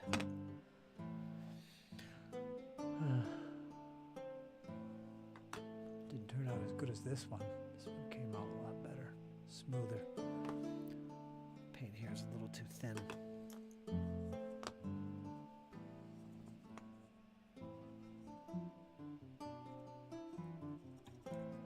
Okay, just keep moving forward. Get that paint going.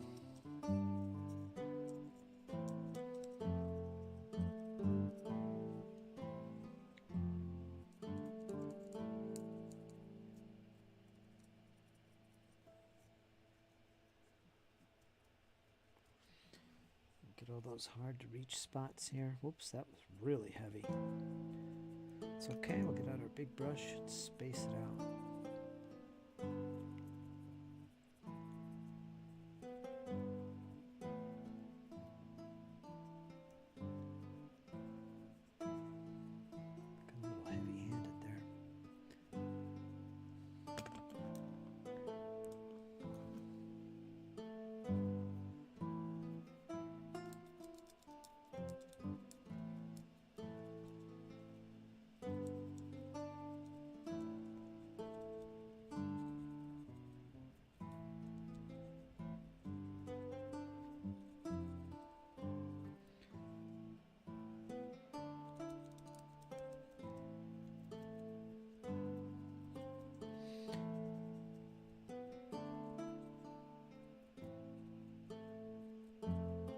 Good. Let's get the big brush and spread it out.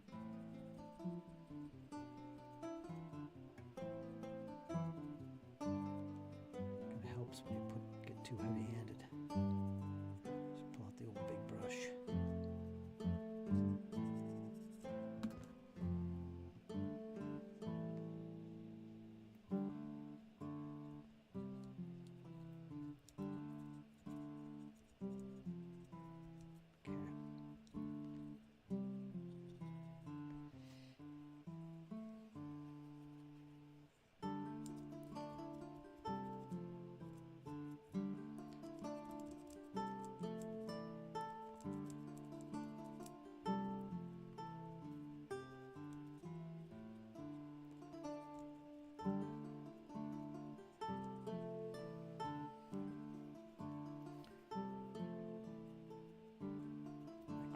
That's pretty heavy. I'm getting a little careless here, I think.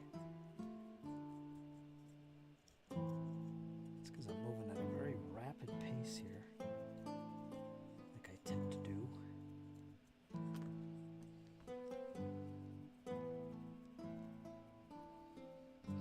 These tanks are going to get a nice camouflage pattern put on them. This is the base I'm working with.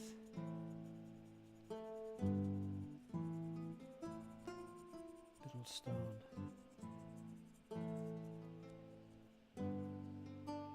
So we don't have to worry too much.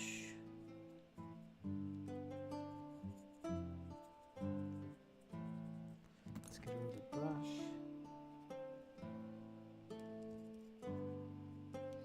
Get those tight spots.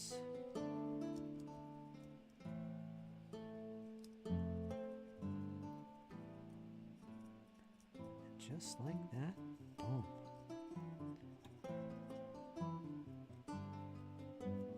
Then I'll go over it again with the big brush. Kind of stretch out those bright points.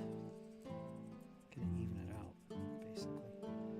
Then we'll finish off by getting the belly. just want to get that color of yellow in there.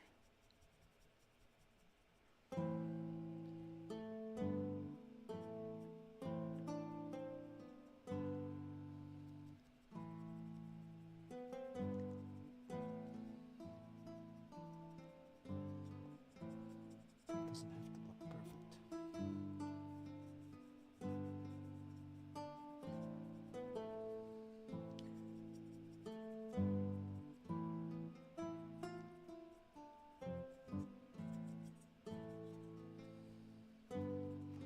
Do have to get the back here a little bit better.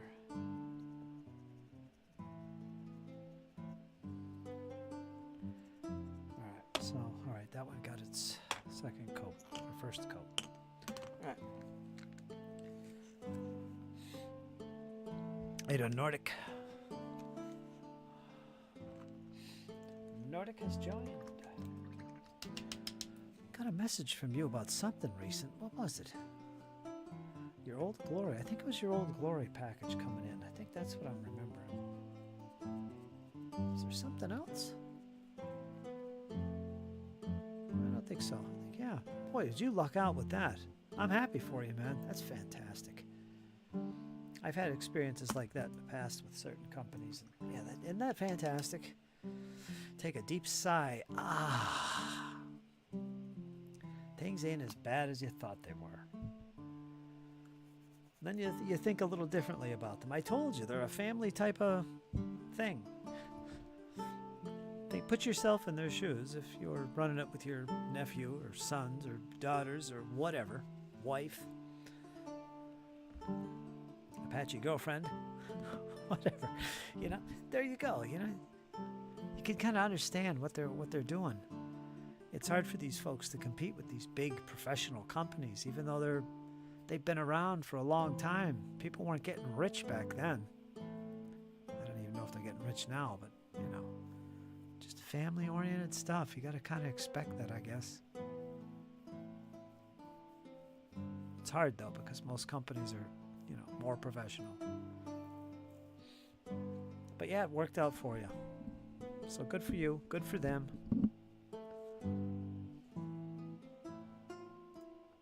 I'm doing fantastic, man.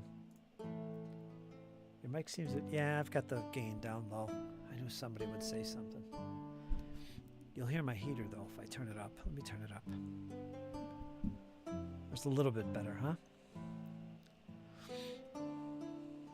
I could also turn the background music down. Test, test, here we go. Here's my settings. Turned up the gain, I turned down the volume. Teller of Tales is the name of the song. Nice little medieval tavern music. Bum, bum, bum, bum. That should work. The saga of the Old Glory has ended, and not in a way I ever expected. I was floored, to be honest. I bet you were. You got a shed load there, too. Yeah. Now you're in town. I feel so happy for you. Now you can go to town with the brush. Get your winter warmer chalage all up and at 'em, right? Now you can really go to town. And this model kit airplane stuff. Get out the miniatures. Let's paint some uniforms. Get some unis done.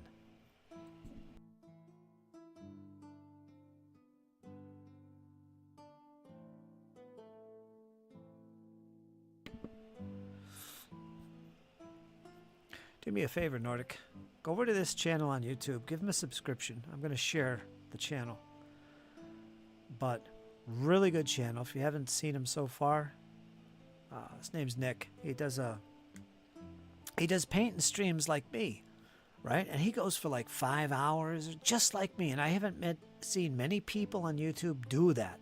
All right. He's live right now, in fact, and he's come into the chat, and you know, he's a great guy. But what he does is he draws, all right? Game-related sketches. I mean, some great stuff. You'd appreciate it, being a painter yourself, an artist of sorts. You'd appreciate it. But that's not all. He also paints miniatures. And he is good. He is good. He's really good. You would definitely appreciate his artwork when it comes to painting miniatures. I watched him paint I think maybe for 5 hours. He painted this D&D model. It was huge. Some kind of bone-like creature. Brown, sinewy, bark-like sinews who wore bones for like armor and stuff. Fantastic paint job. He's live now. Go check him out. Say hello. Tell him Fritz sent you. So kind of promoting his channel. Let me put the link here in the chat. Control V. He's live right now. Really nice guy. He deserves a lot more subscribers for what he does. He's one of those folks. Definitely worth a subscription. I mean, I checked him out and watched his stream for 5 hours. Just listening, hanging out. I wasn't even painting. I so enjoyed it.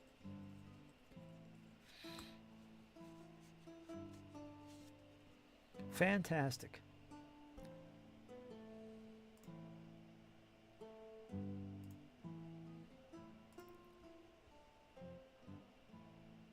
In fact, there he is right now. Going to town.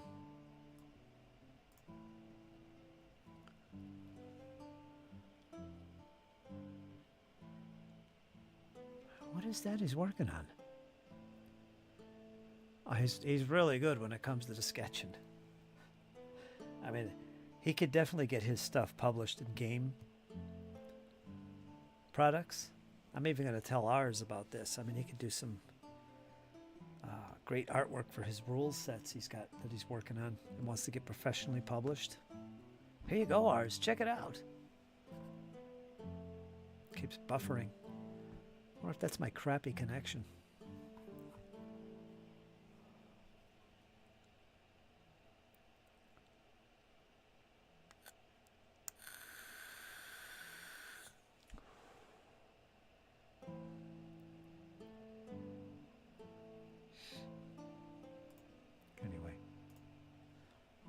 Yeah, that's what's going on there. That's how you do it, folks. Got to help promote each other. It's all about community. There's a lot of great channels out there you might never even know. Might never even know about.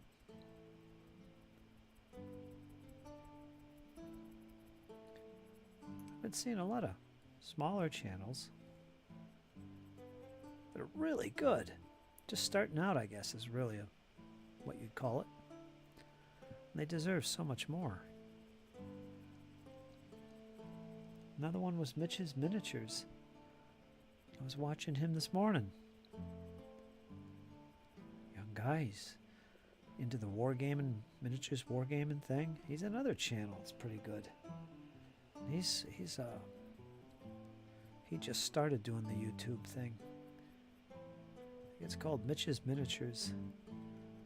Try and get him around and promote him too. If I get the chance.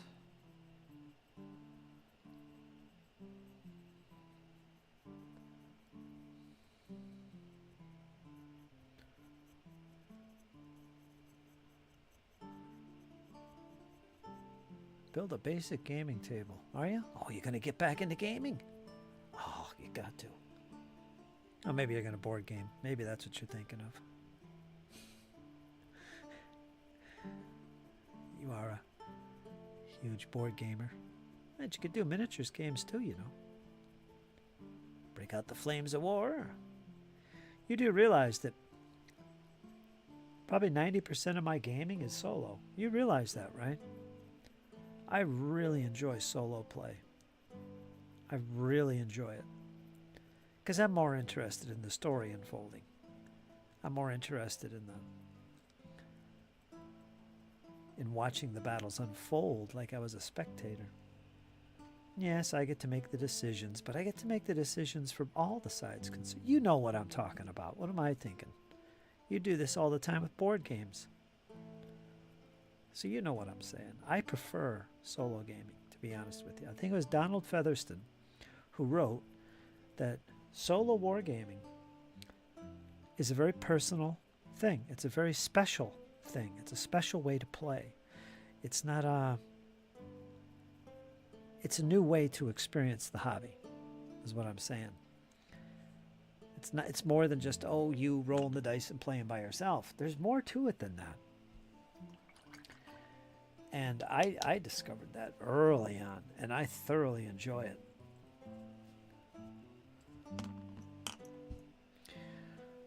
You know what I'm talking about.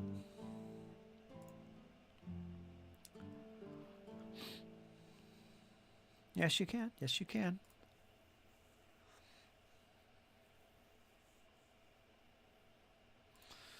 Yeah, well, you're hanging around me, for one. You're going to get inspired. Trust me. You'll be back at it. Some people, it's near impossible, though, like Iron Man. Trying to get him to play his sax again, get him to paint again. Oh, it's near impossible. I've been trying for years. John Longshore, getting him to paint again. Been trying for years. Who's another one? I got Kyle involved in it. With help from my friends. There's a lot of people I've known come into the chats. You know, I used to paint years ago. I grew up out of that. Or maybe it was role playing. You know, I did that when I was a kid. I don't do that anymore. You know, I got him back doing it. Kyle, he's painting up. He's doing stuff. He never did this stuff before. What is this nonsense? Little toy soldiers. Painting them. What is that? That can't be fun. Some people get into it. Some people don't. Or I'm not trying hard enough. Crack the old whip. Where there's a whip, there's a way. Do, do, do, do, do, do. Oh, gotta stop demonetizations. Boy, I'm getting wacky early on today. Well, you are a bard rogue, Fritz. So inspiration is your wheelhouse. Yeah. Inspiration, yeah. Inspiration points all around the table tonight. Ka-ching. It's ridiculous. It's ridiculous. I'm telling you. Did you check that channel? Oh. Give him a sub. I subbed him. He's great. Got Iron Man to sub him too. He deserves it. He's only got like 60-some subscribers. He does Twitch too, and he has like 100 and some. But should be doing more YouTube. Love what he does. His artwork is fantastic. Like I said, that's what the community is all about. Promoting each other, you know? That's what it's all about.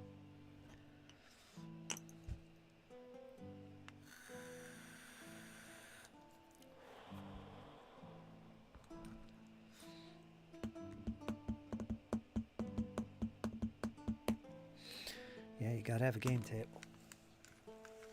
If you don't have a game space, a proper game space, boy, it's near impossible to have a hobby. I discovered that. Boy, is it frustrating. I can't tell you how many times I've sat here looking at my board games, thinking, oh, I could set this up right now and play. This would be great. It'd be awesome. Because one of the great things about board gaming, as you know, is that it's all self-contained. It's right there, right in that one little box. Of course, when you lay the game out, it's not a little box anymore. It's a big thing. It takes up some space, and boy, is it frustrating not having the space for anything but the little box.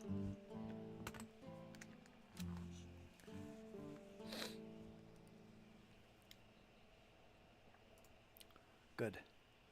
He deserves it, man. You'll see me over there in the chat every once in a while. He does them like every day. He's like one of the only other human beings that does that, besides me. So you gotta commend that. That's pretty cool.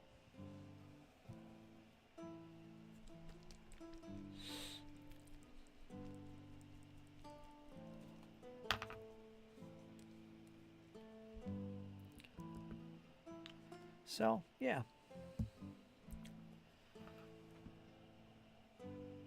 Frustrating.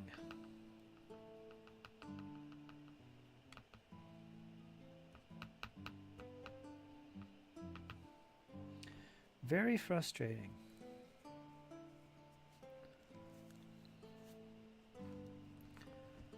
But I'm looking forward to spring.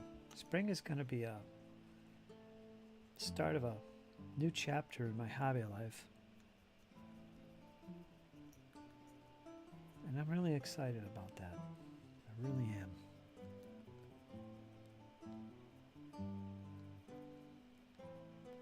Yep, water's too thin, but that's okay. This is only coat number 1. We're going to zip through this. Let's hold it at the peg. Let's just give it that nice little dry brush. Number 1. Number 1.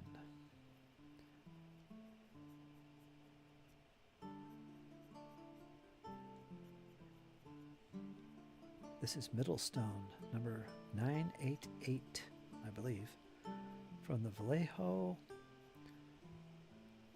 model color range. I was going to add some yellow ochre to this because it does have a slight grüne tint to it, which is appropriate, but not always. Sometimes you want that pure brighter yellow. But no, I like this. This is a brand new Vallejo. Let's try and smooth this out. It's very thin, so you're going to see little lines. That's okay. Just want to even it out a little bit.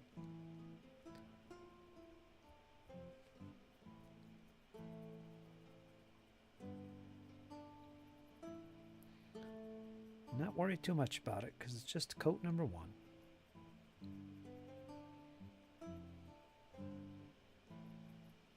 All that will go away.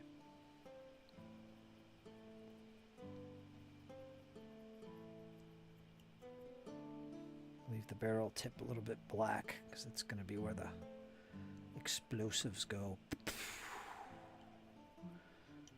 We'll get the rest of this with a smaller brush.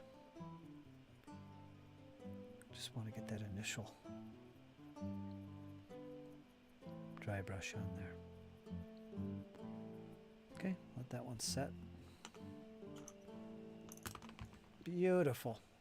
Before I get back to painting and gaming, I have to rearrange that room and either see about building a larger table or keeping on with how I have been gaming with particle boards, which are a pain. And heavy too.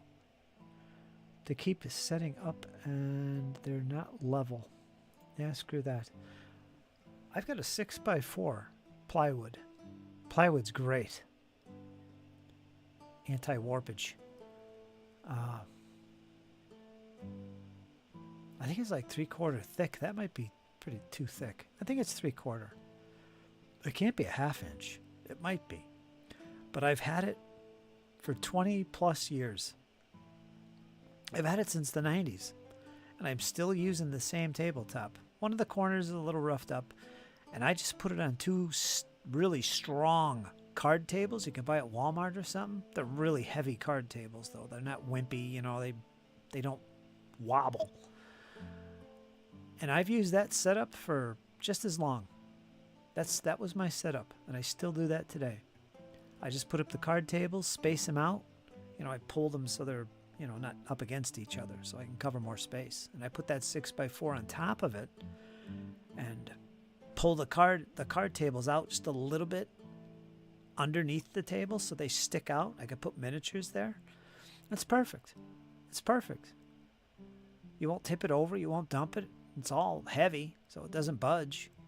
And I could take it down if needed. I could put my 4x4s on top of it, or smaller tables. I could do board games. I could do miniatures games. It's perfect. It's perfect. So what is that? An investment of 2 card tables. You get chairs with them usually, if you want the chairs. And you get yourself 1 sheet, a 6x4 sheet. That's all your board games, all your miniatures games, skirmish or big battle, all covered with that. Put hinges on the damn thing and have a 3x2, 2 3x2 boards. Put hinges underneath, or even on top, and have it foldable. You could do that too. Have yourself a, what is it, 2x3? 2x3, 2 foot.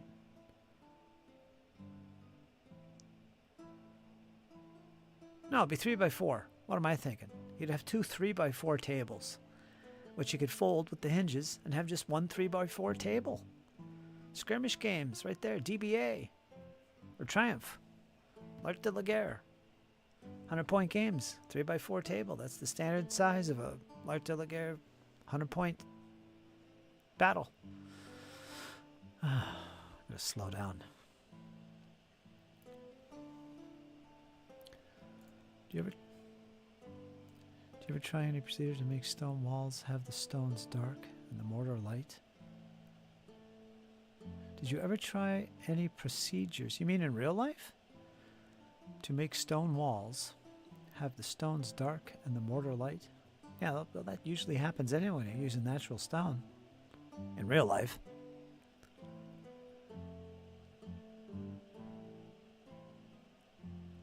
That's pretty much what ancient or medieval castles look like, wasn't it? Wasn't the mortar? I think Iron Man was talking. Yeah, well, that is Iron Man talking. Yeah, Iron Man. Sorry, I thought you were Nordic talking to me. We had this conversation before. Wait a minute, who am I talking to? The idea is to try to have a table 8 foot by 4 foot wide, made out of either one board or if I can fit it in our vehicle, 2 boards. I have 2 4x4s side by side. That's a 4x8. I can do that. I just set them on my 6x4 table. I have tables for that. That's what I did.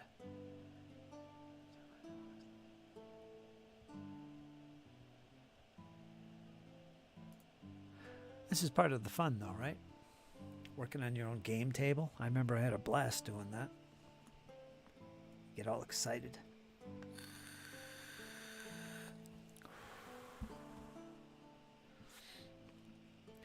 I don't work with concrete or mortar as much. In fact, yeah, that wasn't really my thing. My stone walls and my walkways, my patios were always natural stone or brick if I was doing a patio.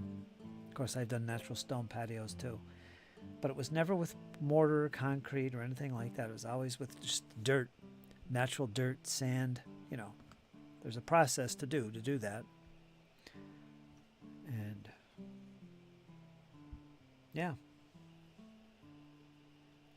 So I've never done it that way.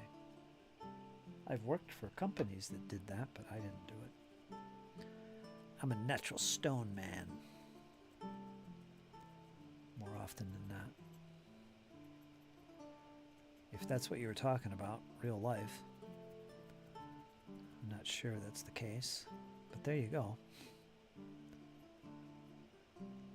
But I think the natural color of mortar is going to be lighter anyway.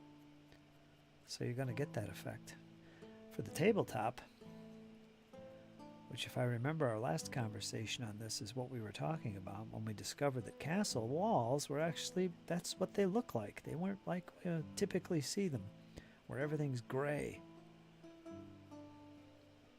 It's actually reversed.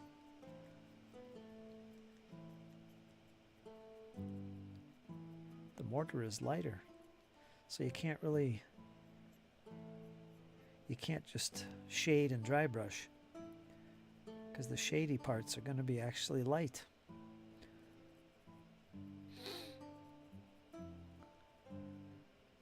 That wouldn't be hard to do though.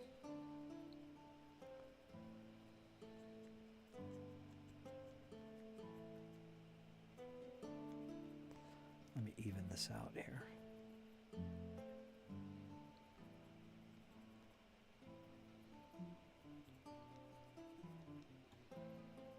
This looks great. These tanks are going to be awesome. I can't wait.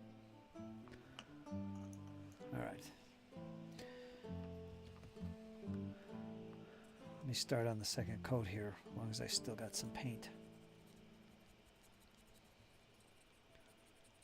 I usually let these dry a lot longer than what I'm doing now, but this is fine. I gotta get this paint in use here. I can't let it dry up and waste.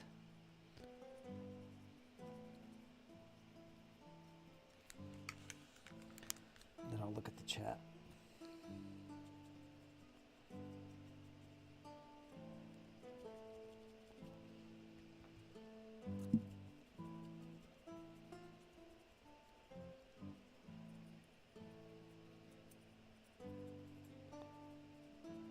This is dry brush number 2. This is where the color starts to get solid. And it's kind of like highlighting at the same time.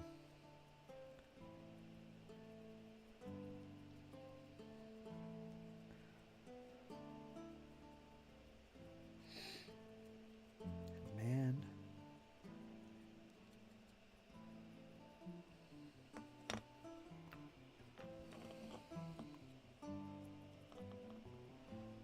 Let's see, I think I'm out of paint already. So we'll just put that on there like that, let it go.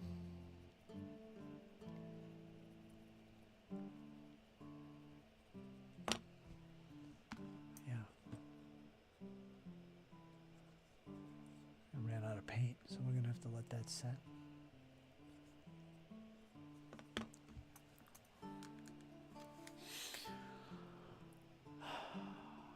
I don't have power saws or tools though. You know, if you get it from Lowe's or Home Depot, they'll pre-cut everything. They'll cut everything to your specifications, and you can go pick it up or have it delivered. They'll cut everything exactly the way you want it.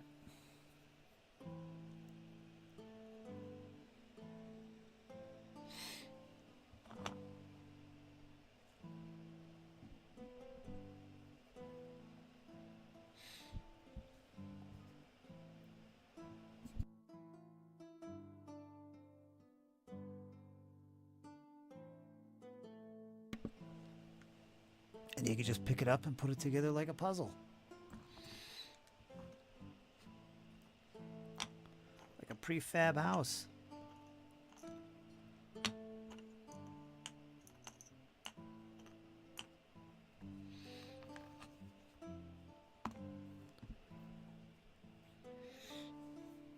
They don't have any power tools either.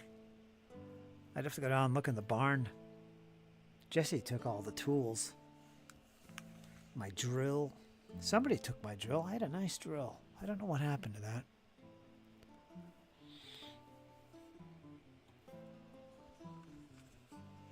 I don't even have a crowbar.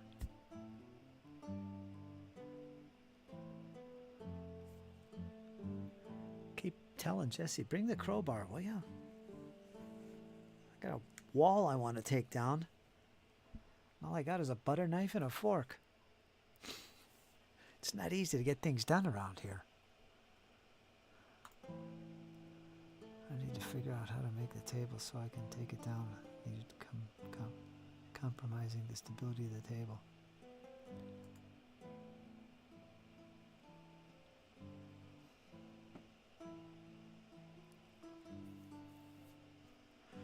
Better start chewing on the wall. Yeah, right?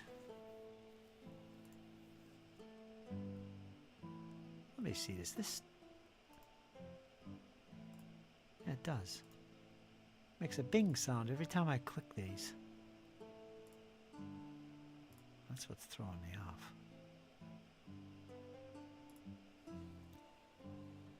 off. Been streaming for 2.5 hours, and I haven't painted any commission. I'm depressed now.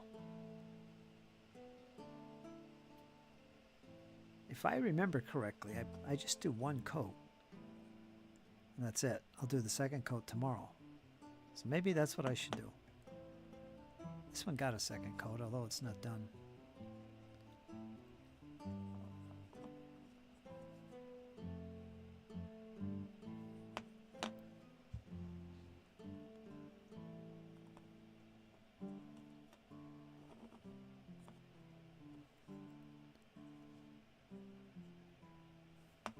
Alright, so yeah, I'm going to set them aside. Put them in the box, and then tomorrow we'll do the second coat, which is preferable. I like them to be completely dry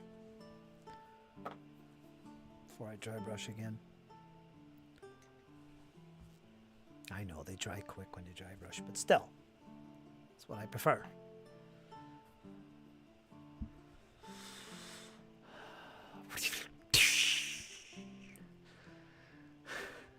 I love the whip. I don't know why. my RPGs. Remember Rachel had a bard, elven bard, and I don't know if she bought one or she come across a whip. I think she found one in the dungeon. And she decided to be a whip artist. It was pretty good. She was pulling weapons out of people's hands and tripping them, which is awesome. And I'd always be making that sound. She'd laugh. I'm good with the sound effects, I guess. Yeah, but she's well known for the whip.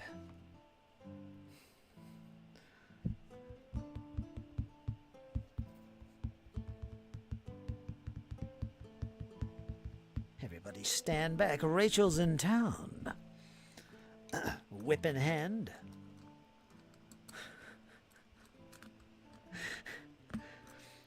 That's the way I GM my games. Always a good time. Always a good time. All right, Nordic, I'll be here. I still got to paint some Russians. I'll set these away. Set these to the side. Preparation for tomorrow. I hope tomorrow. Tomorrow's Saturday. Yeah, definitely do some chatting. I miss these. It's been a couple weeks, almost. About a week and a half. I haven't done anything. Well, I had a chat not long ago, but I think I've done 2 chats in about a week and a half. This being the second.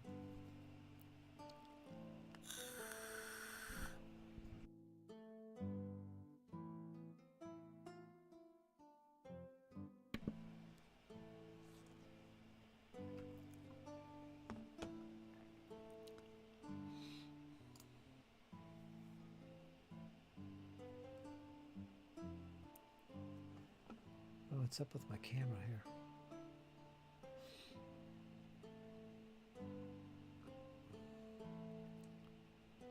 Oh, it's Friday.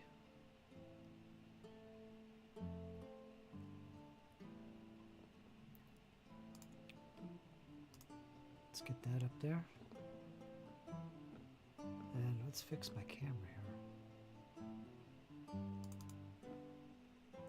Too much saturation. Saturation, man.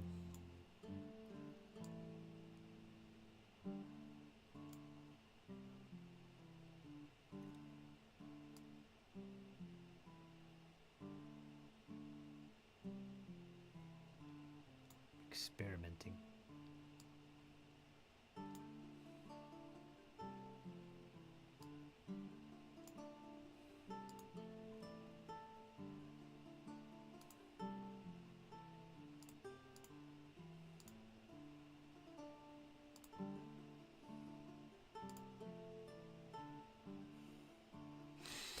Whatever, that'll work.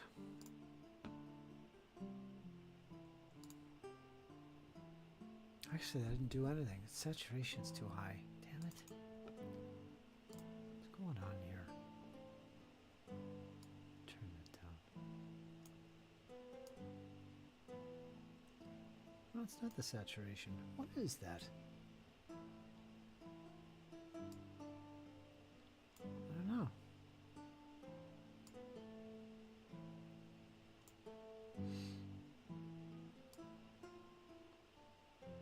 Must be the light reflecting off Spider-Man's head here. You can't see it, but it's all doesn't look right. Anyway.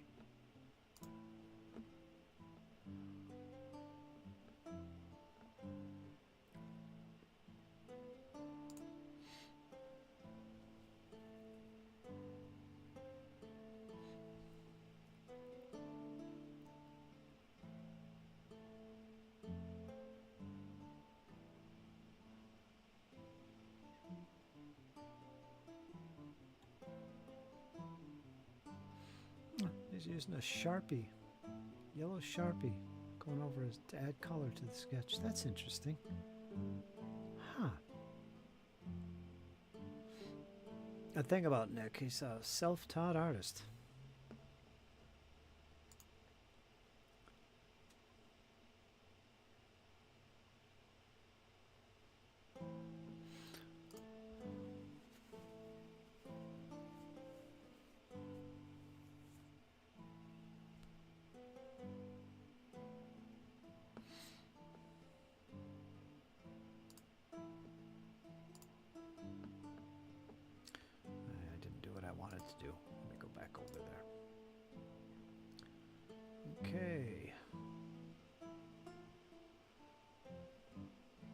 It's a slow chat today, folks. Appreciate it when you pop in. Appreciate it for sure. I usually don't do these in the early morning hours like this. But I gotta strike while the iron is hot.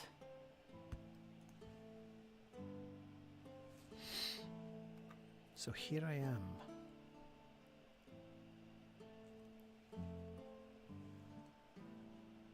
I think there was something I was gonna do here with... Where is it? Is it the Jaegers? Something I didn't finish doing. I think I'm gonna keep it simple today. I'm gonna do something really simple. Gonna grab some Vallejo, not silver. Vallejo, no, it's not that. It's part of the airbrush range. Compliments of James.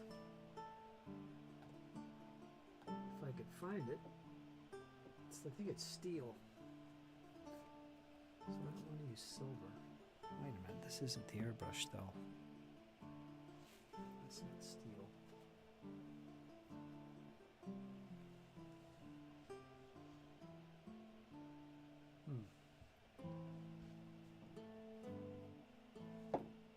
I don't see it. Maybe I'm not using that.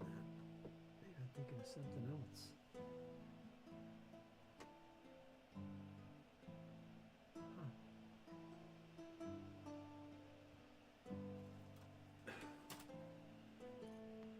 I use this a lot.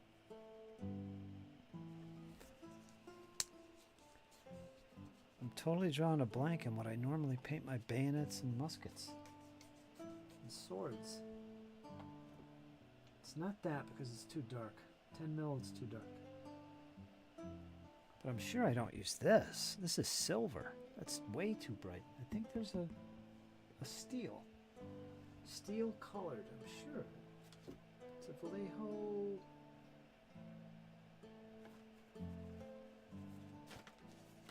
Airbrush. Maybe I don't have it. I can't imagine using steel, or not steel, but silver. That's way too bright. Wait a minute. Maybe this is it. I think I might have found it. There it is. I do have steel. This is what I use. It's part of the Model Air range, metallics. And just paint it on. You don't need an airbrush to use this. It's very fluidity. Fluidy. Fluidy? Is that a word? Fluidy? Fluidity is, but I don't know about fluidy. Flows really good. Good coverage. And it's not too bright.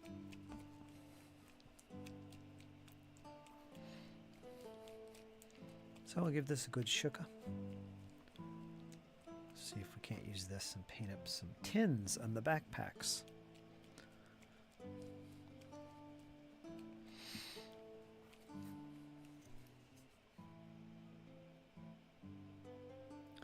The Jaegers have it.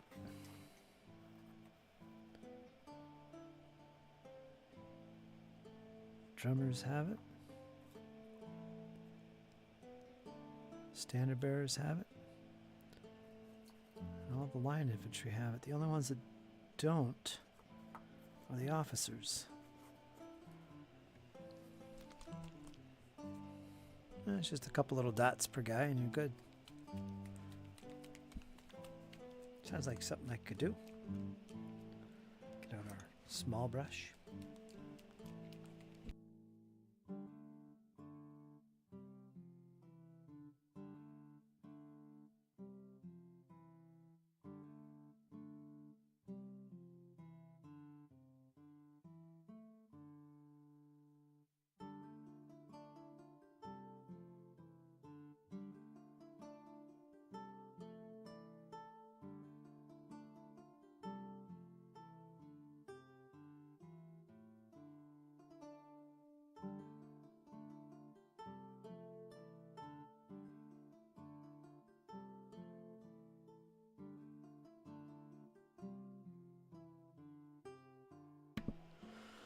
So while we shake and wait,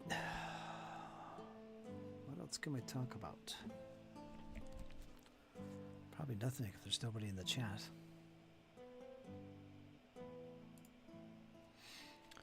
One viewer. Uh-oh, uh-oh. I've only got one.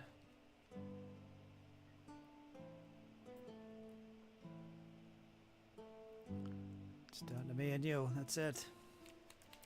We're in trouble now.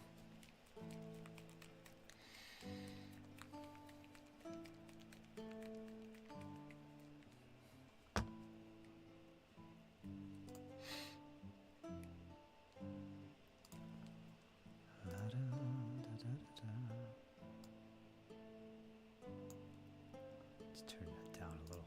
Too loud.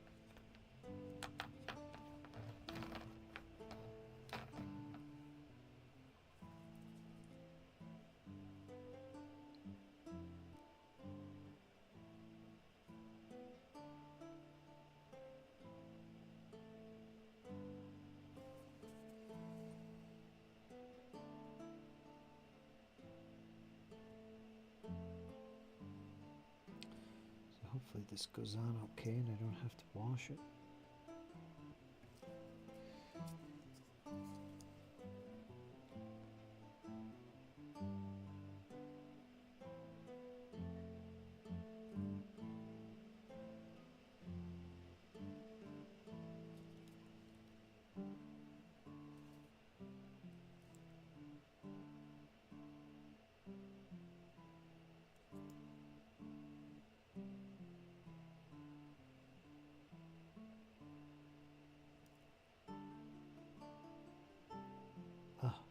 Why is this so tedious here? I can't get the...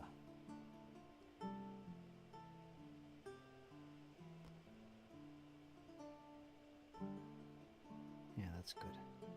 Turned out good. I can't see that. That's one strip. Have fun. Worked it around here. Take care, Iron Man. Thanks for joining. Iron Meister. There goes my one viewer. It's so alone. I'm so alone.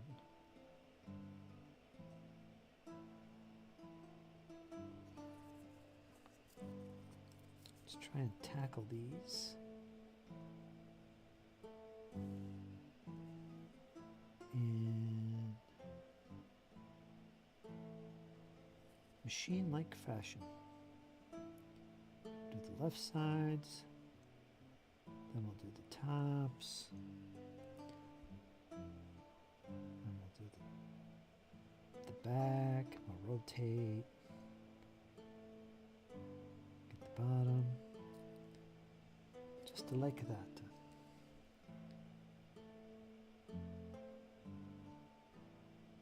Once you get a feel for where the paint needs to go, you can just start painting that way.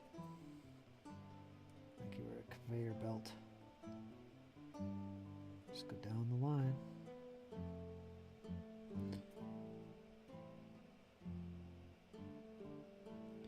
Definitely got to learn how to do mass production when you're painting up armies. unless you're painting one figure at a time, gotta kind of learn how to do this properly so you get them done without losing your mind. It's 2 strips. It goes by a lot easier and a lot quicker. How you doing, Ryan? My good friend Ryan from the land of lurkerdom. My lurking friend. How are you?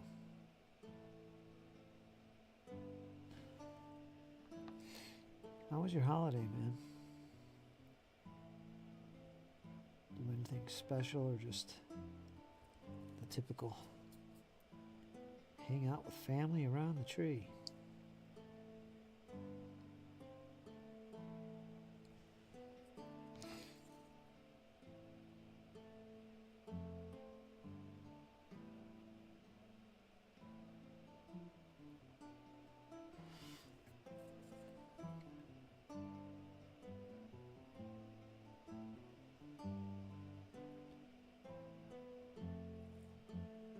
There, it's another mini strip.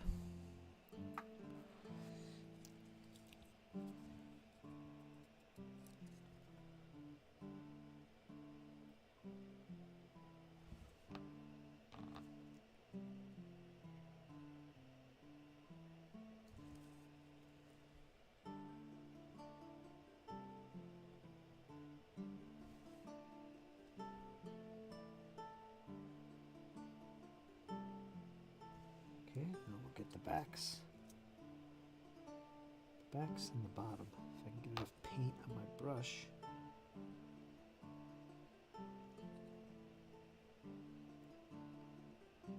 My brush is so tiny.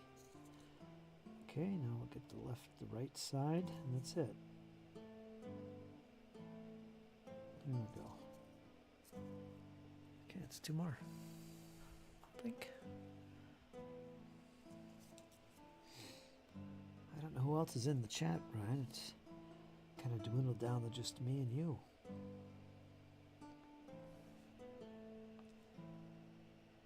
Here in our early session.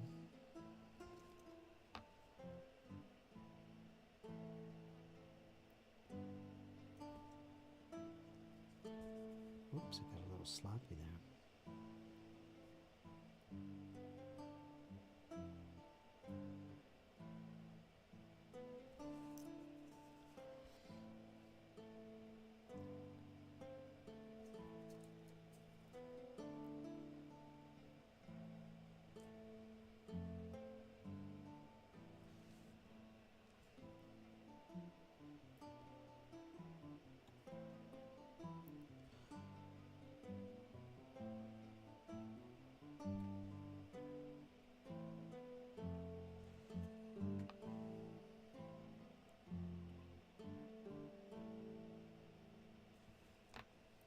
Paint's starting to dry.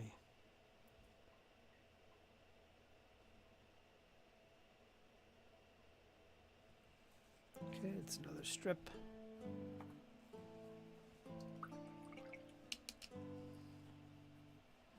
Actually, let's put a little water. No, we don't want to put too much in there. It's metallic. Metallic paint.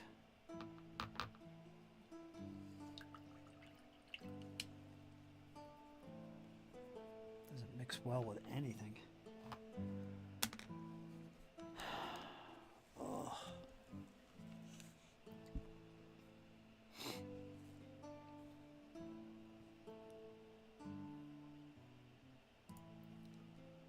Come over here.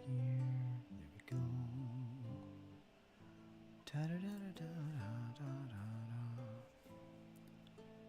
32 degrees and cloudy here on the east coast of the United States of America. Northeast Pennsylvania, to be a little bit more specific. Yeah. Turn off this heater. Cold, windy day. Got the winter warmer going on. It's all good.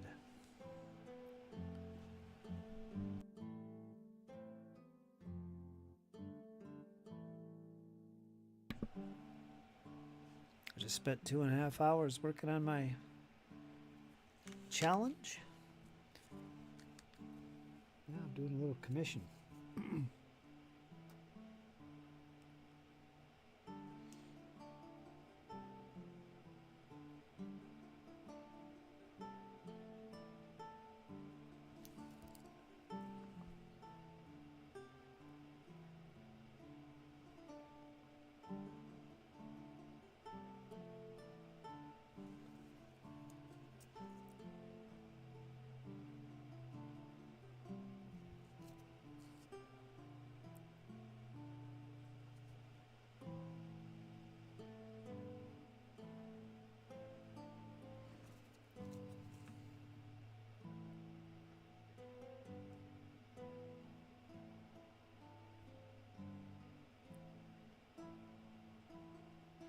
Painting the tins on the back of these backpacks.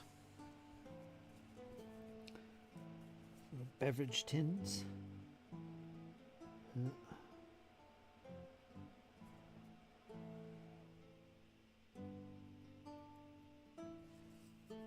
Yeah, I'm at that stage now where it's a lot of little tedious details.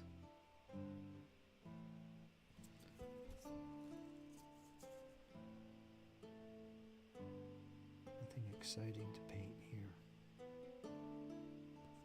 So you guys get to watch me push on through this tedium.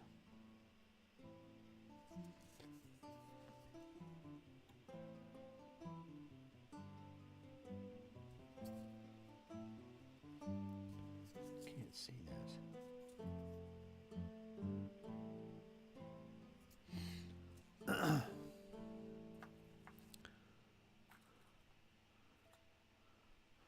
I guess these officers I could do too. They're in the line up here. Instead of skipping them, I should paint their sword.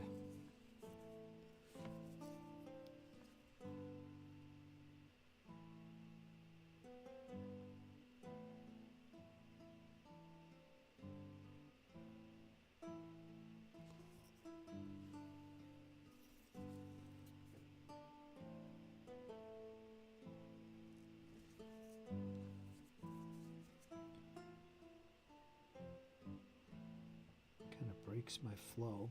So I gotta paint him a little differently.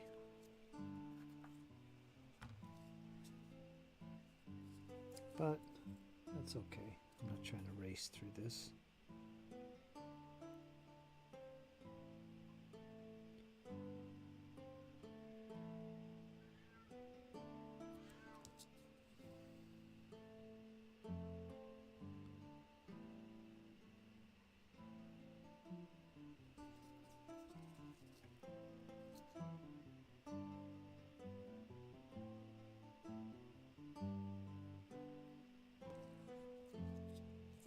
This guy's got a tin in his backpack.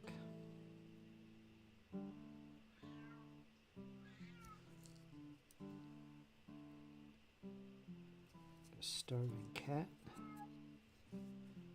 saying, "Hey, human, it's time for the feeding." I'm warning you. Sustenance.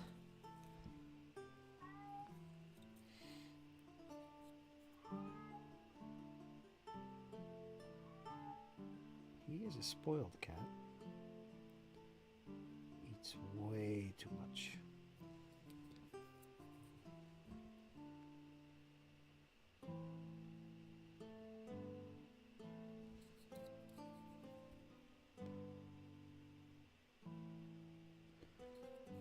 Tolerate that squawking.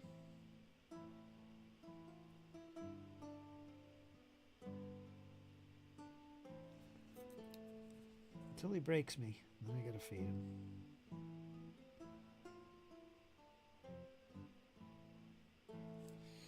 He waits for me to get in bed. When I get all comfortable and life is good, I'm all relaxed, he just jumps down and he goes at it. Gotta have his bedtime snack.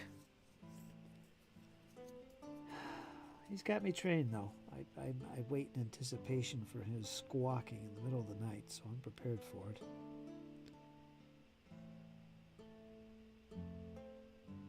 Life with cats.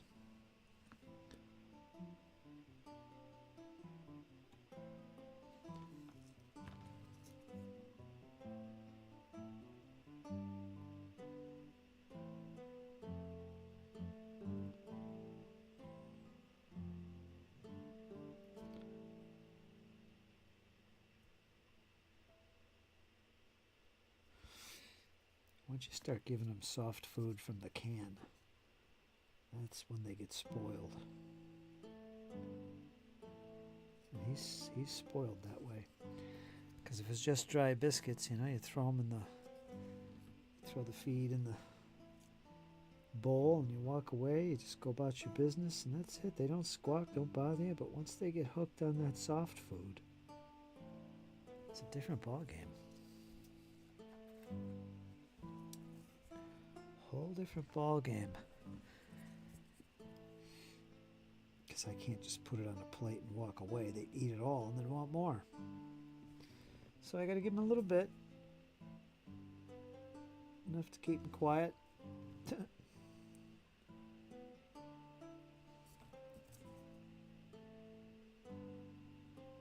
And that's how they get spoiled. It's that soft food.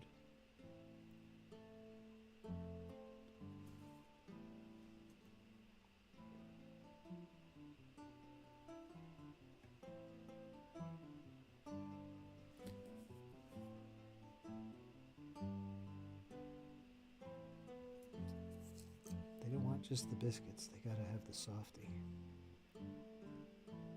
Gotta have the softie food.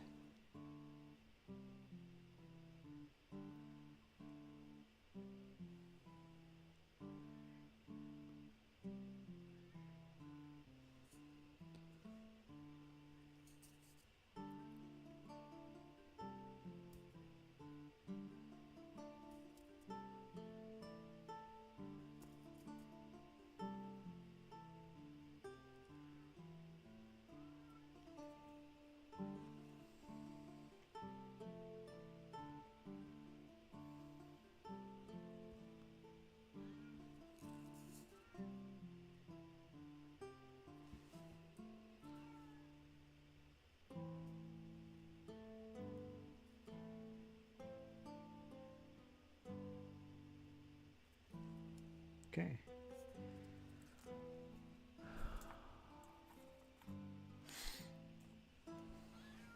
Oh, let me take care of him. I'll be right back, folks. Gotta tend to the spoiled.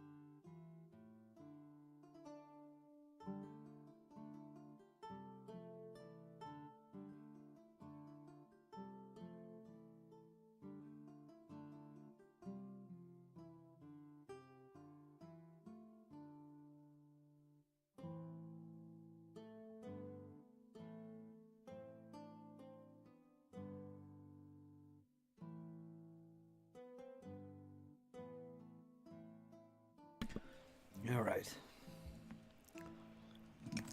Ay, ay, ay.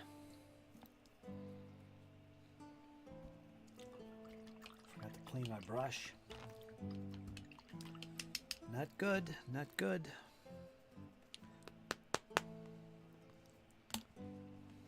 Don't need no dry paint on there.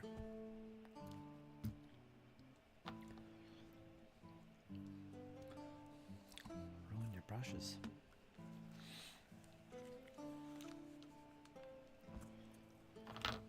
Okay, let's do a few more of these little strips. Get back to doing these tins in the back.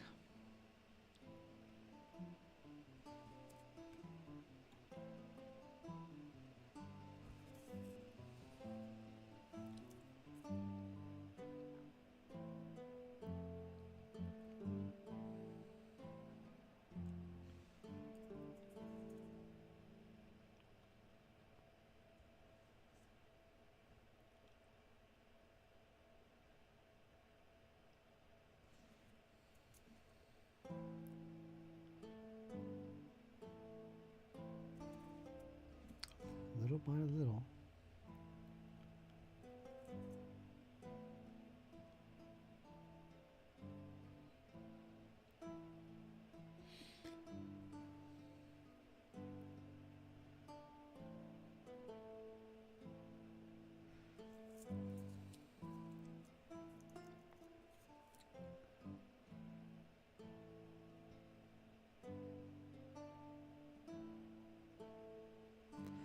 Okay.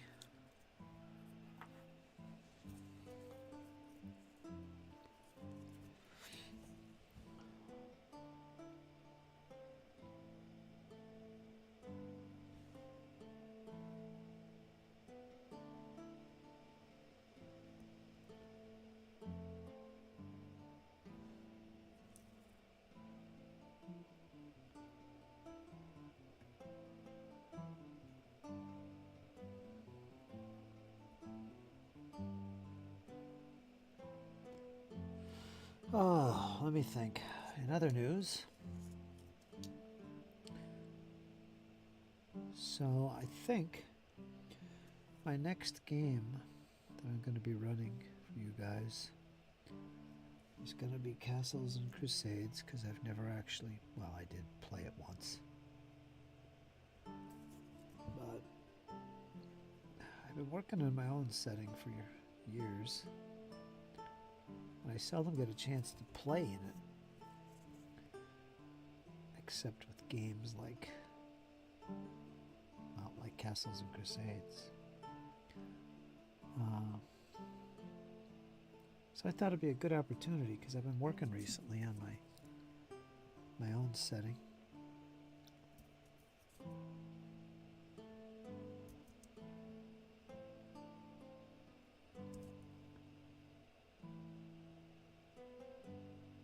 Which has got some pretty cool things in it.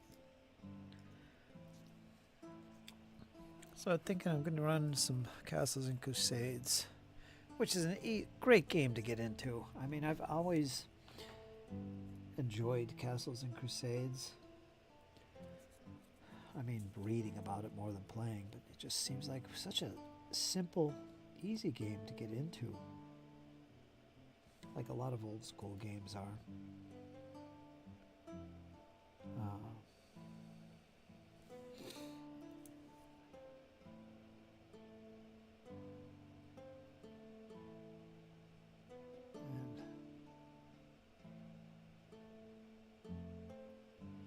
So I've been kind of prepping myself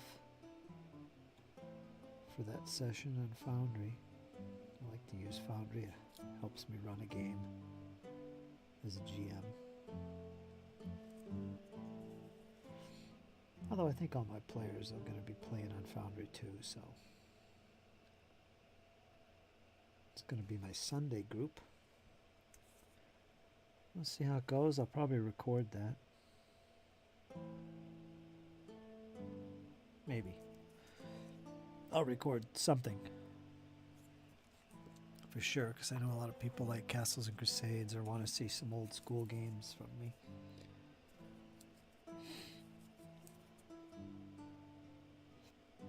I just haven't done a whole lot of gaming recently because I just finished a 4-year campaign, which wasn't Sandbox.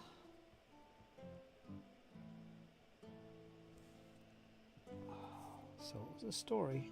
It took us 4 years to finish it. That came to a close not long ago. And I'm taking a break. Pathfinder's pretty involving game. Not my favorite game.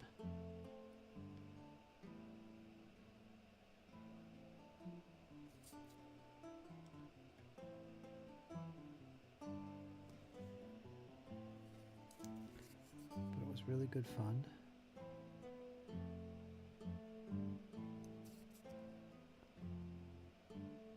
It's a good experience.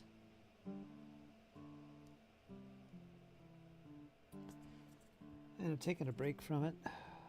Looking forward to playing some new things like Traveler. I've never run a science fiction game before, and that's going to be a new experience.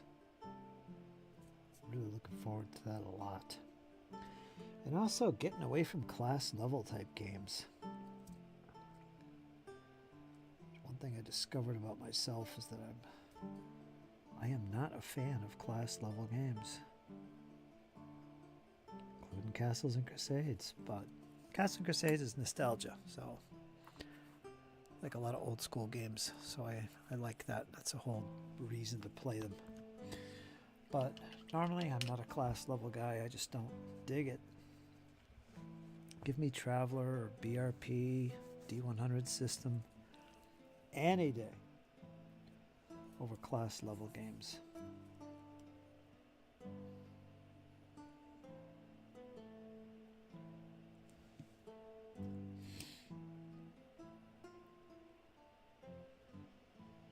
I think one of my favorites is Warhammer Fantasy Roleplay. That's fantastic.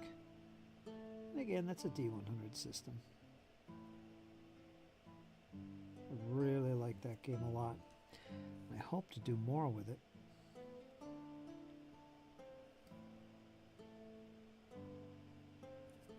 Been playing the starter scenario with my Sunday group. It's okay. I think I could run it better than I have been, and they would probably like it a lot more. But I'm very laid back with it. I'm not really prepping like I should. So I don't think it's going over as well as it should. But I've kind of taken a break from that.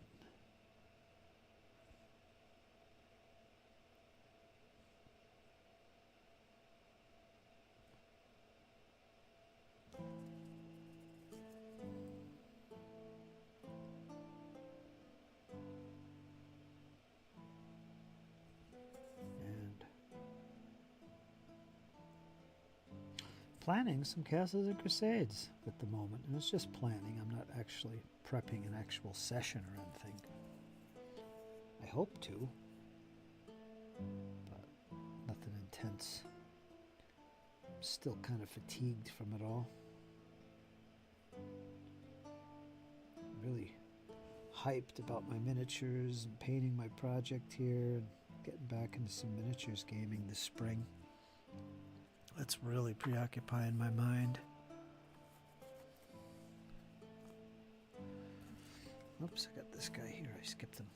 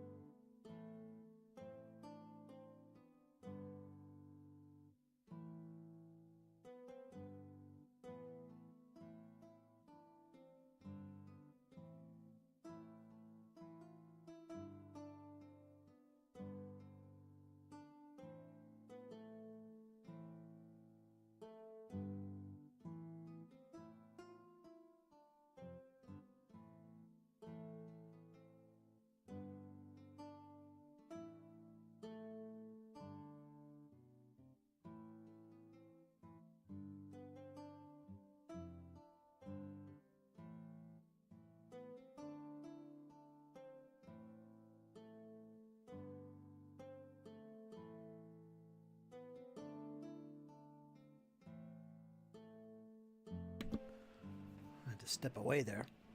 Forgot what I was talking about.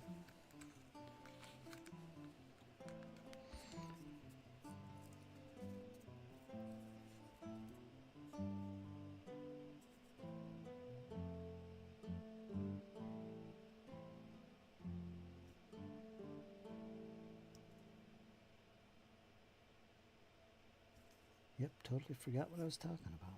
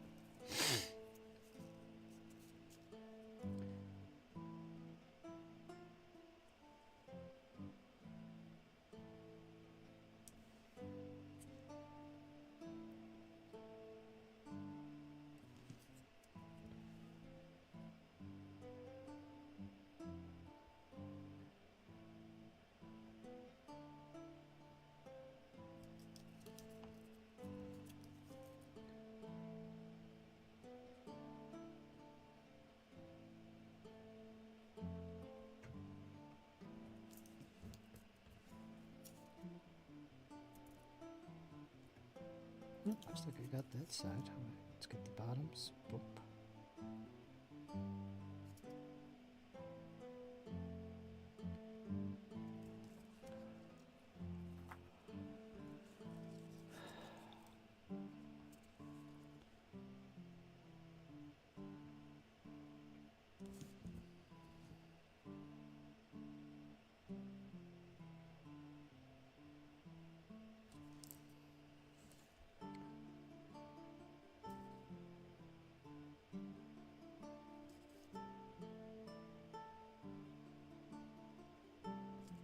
Get this finished here. So close. There's only 3 of these little guys on the strip.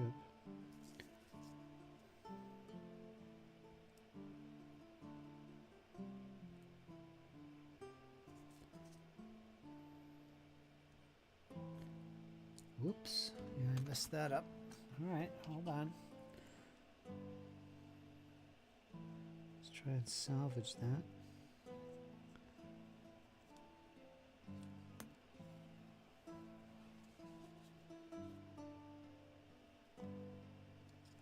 Alright. Oh, it was good conversation, Nordic. You'll have to go back and watch. It was good stuff. See, you left at 12:31. No, you didn't. When did you do it? 12:32. It is now 1:18. Almost an hour. Was it 40 minutes?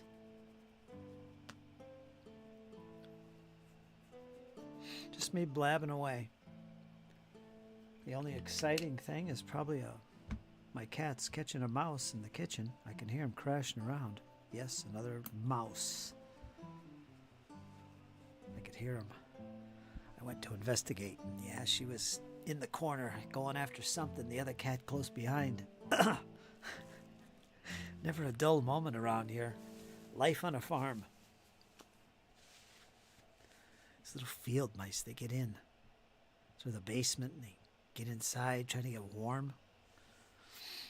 And every once in a while they sneak through a crack somewhere and they pay a hefty price.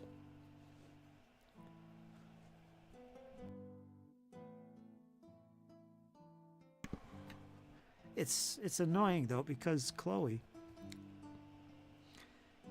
she'll bring them in right into the room and just drop them in here, still alive, and it'll run off under my bed. So I gotta watch out because she's bringing them in the bedroom.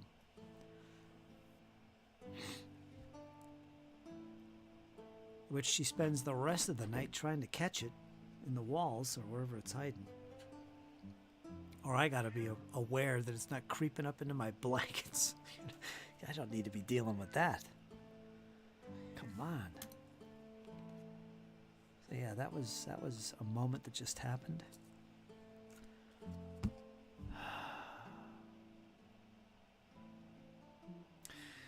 Yeah, usually Walter he'll devour a frickin' mouse.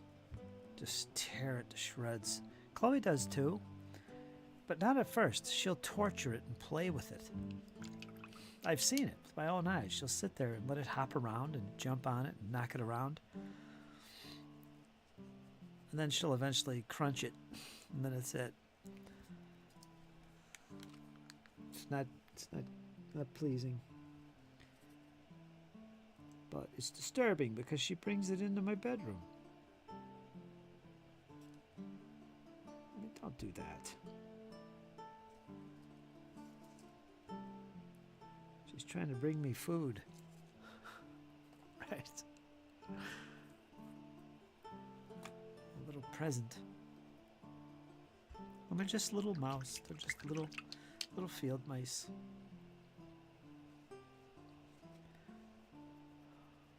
They don't stand a chance. Most of the time I could capture them and throw them back outside. Half of the time, I would say. The other half, she crunches them in the end. And a small portion actually get away.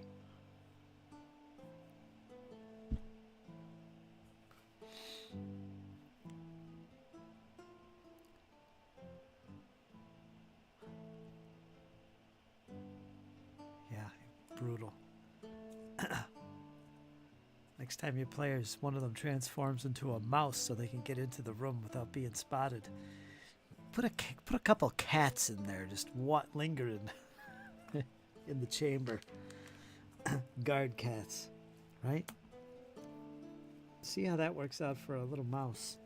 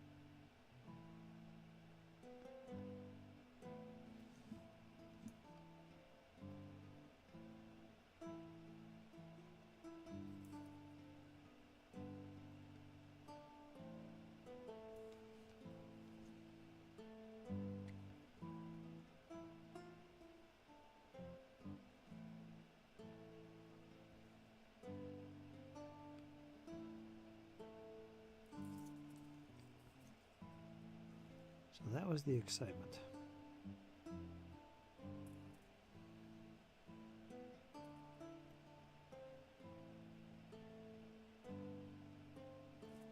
Okay, that's another strip. Oh my god. Push on, we'll do a couple. Oh, I got another strip sitting here. Alright.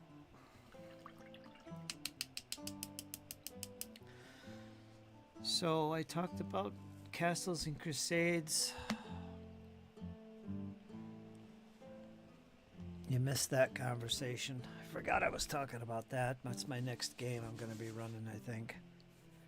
I've been working lately on my own setting, which I've been working on all my life, it seems. Haven't we all?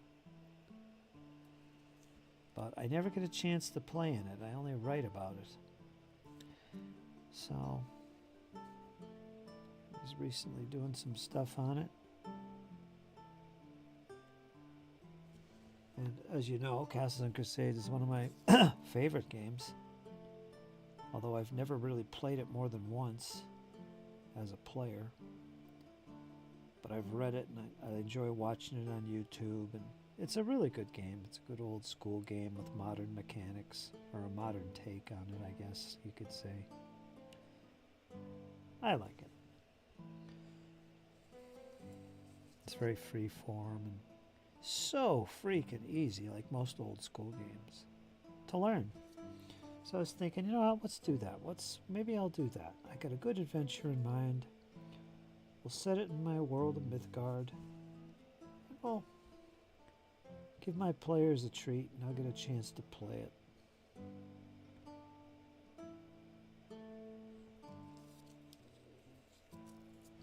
So I've been reading it up and watching some stuff and getting myself some psychage going on over on Foundry as well, so hopefully I can do that. And that'll be for my Sunday group. Unless it's just a little short adventure I got in mind. And see what happens. Wish I could play it more, and hopefully I will. As you know, I've been taking a break from role-playing, resting my noggin.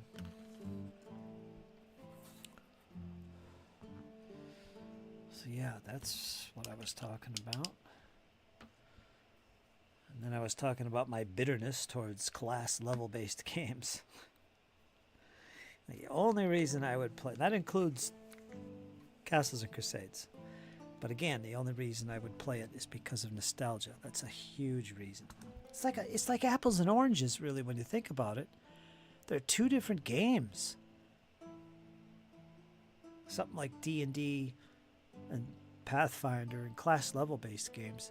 Totally different experience. Really, it is. Compared to, say, BRP, Call of Cthulhu, RuneQuest, Warhammer 4E, or it's just different, especially from the standpoint of the player. You're not as concerned about these levels and experience points.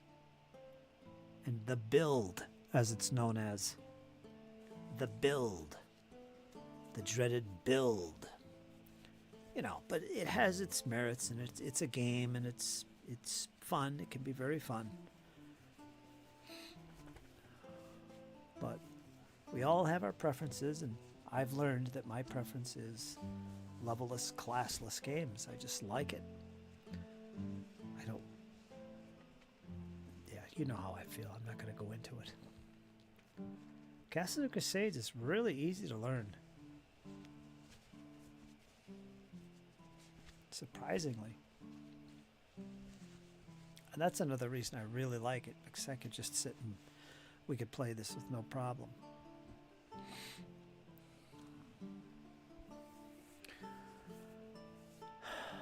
Plus, if you've ever checked out the Troll Lord games, guys, Chenault brothers, they are such fantastic human beings. They really are. I mean, I just watch their streams on Twitch just for the hell of it, to get a few laughs, because they're hilarious. They're just good old boys that made their own game based on AD&D and Gary Gygax. Well, Steve Chenault actually worked for Gary Gygax, so he knew the guy. So that was the thing. But anyway, I'm not going into that. I think you need a palate cleanser. I should consider running a Traveler game and have you play. I'd play in it. I would play in it. I've had a couple friends of mine offer to run games of Traveler for me. I've only played it once, and it was only a demo game, locally, face to face. And I fell in love with that 2d6 mechanic. I mean, it's just brilliant. Its simplicity is what makes it so brilliant. And the system works with any test you can imagine. And I love that. It's very intuitive. It's very easy to pick up. And you start to see the world around you as a 2d6 format. You know. So I thoroughly like it. I could see why people use that for other genres as well, the 2d6 system. But for some reason, it just fits so well with this old school sci-fi known as Traveler. Oh. When you take something as potentially complex as Traveler and come up with the simplest of game mechanics to run this complex setting, it's brilliance. It just works so well for me. And I hope to run, because that's my thing. I enjoy running games as opposed to playing them. But I hope to run my own traveler slash, travelers soon. That's a big deal for me because I've never run sci-fi. I'm really excited about the challenge that awaits me and the stories I'll be telling. Thanks to you. That's right, you sent me all that stuff there, which really excited me.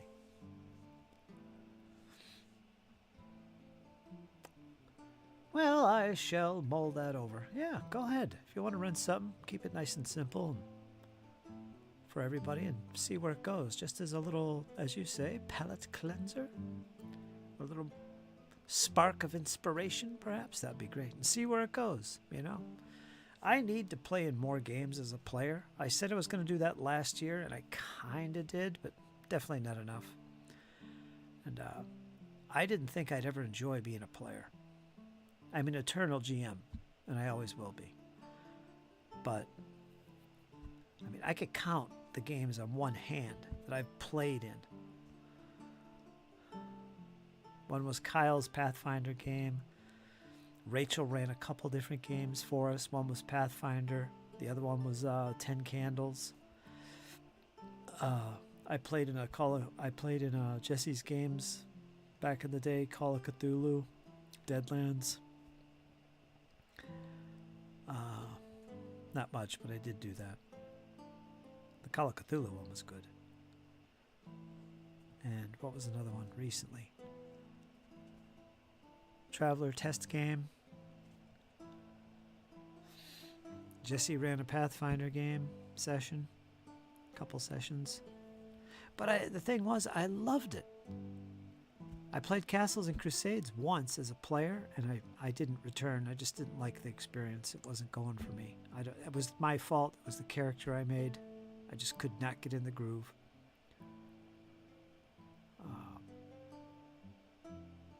But yeah, outside of that, I really got into playing as a player. Kyle ran a bunch of Pathfinder games that I played in, and that's where I really had a chance to find my footing, as it were. That's where I discovered I loved rogues. Yeah, it was good fun. Good fun. So I hope to do that again.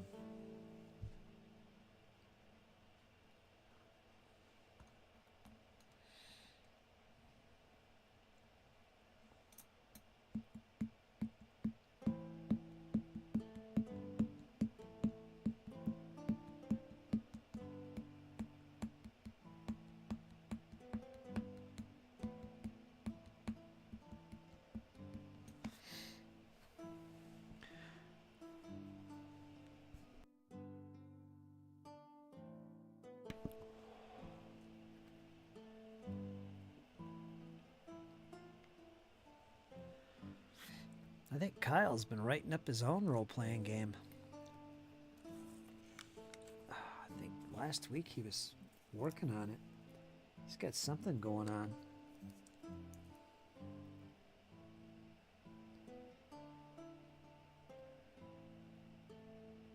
Yes, it has class and levels.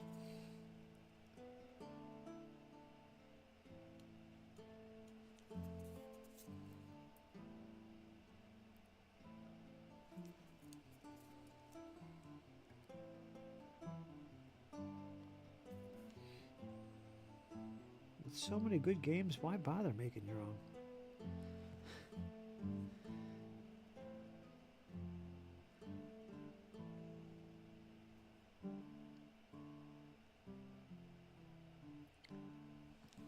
I gave up on it.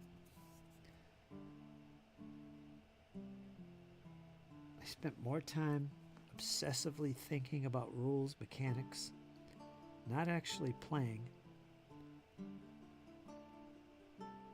Of course, I didn't have the proper attitude to be a game designer, so yeah, it was a struggle for me. All that time I spent doing that, I could have been playing some games, other games. So that's when I decided, you know what, screw this. I'm going to play these games as written. And just enjoy this freaking hobby. Because I found when I created rules, I became very obsessed with game mechanics and trying to make the perfect combination. And of course, I'm not like that now. I'm very laid back with writing rules. And like I said, I got a bunch of things I'm working on. But yeah, a lot like my setting that I've been creating. It's a lifetime effort. Very laid back. It may never get finished. It may never turn to beta. Just be always something I tinker around with. And try out some things here and there and move on. But it's always there. I could always go to it and mess with it. I got a bunch of different projects I'm working on. Maybe one day I'll get published. I mean, that's my thing, right? That's what I went to school for. Not game design, but writing.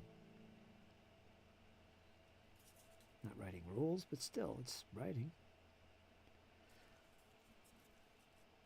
If I get published, self-publish, I could add that to my portfolio, my of accomplished works.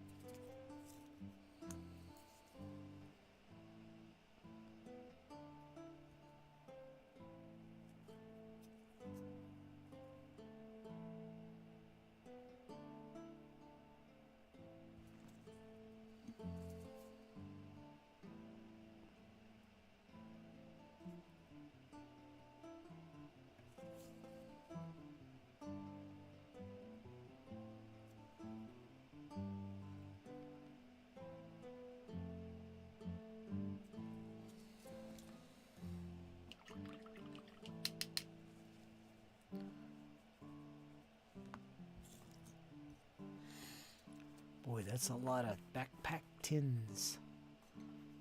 I think that's about half. I think that's about half of the line infantry. Just about every guy's got a tin on their backpack, except for the officers.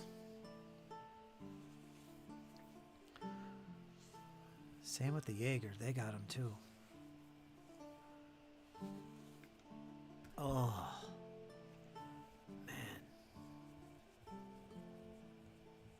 How many I did?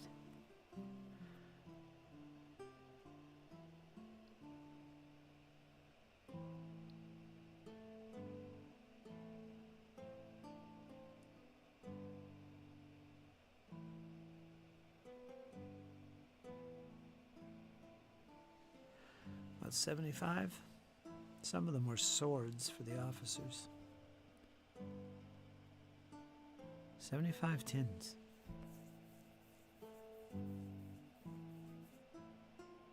I gotta take a break. What are we at? We're at 3 hours and 41 minutes. Bum, bum, bum, bum. Castles and Crusades. Are you ready for this, folks? Are you ready? Are you ready? This isn't the reforged version. They're doing a reforged printing, which takes out all the OGL stuff from Dungeons and Dragons proper. Reword some things, might even tweak a few things, as they tend to do with every reprint. There's never a new edition, only a reprint. And this will be the reforged version, which is releasing right now as I speak, coming off of Kickstarter. Will be the 10th printing of the game since what, 2000? When was this first printed? This is like the 9th printing or something. With special cover. When was this first? Oh, this is the 7th printing, it says. So they're in the 10th, I believe, now. 2017. What's the first published date on this?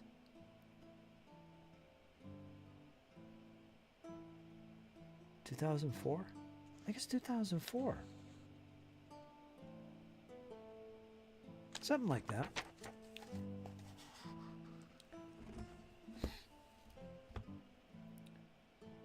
Player's Handbook. With Iron Heel, the world grinds away.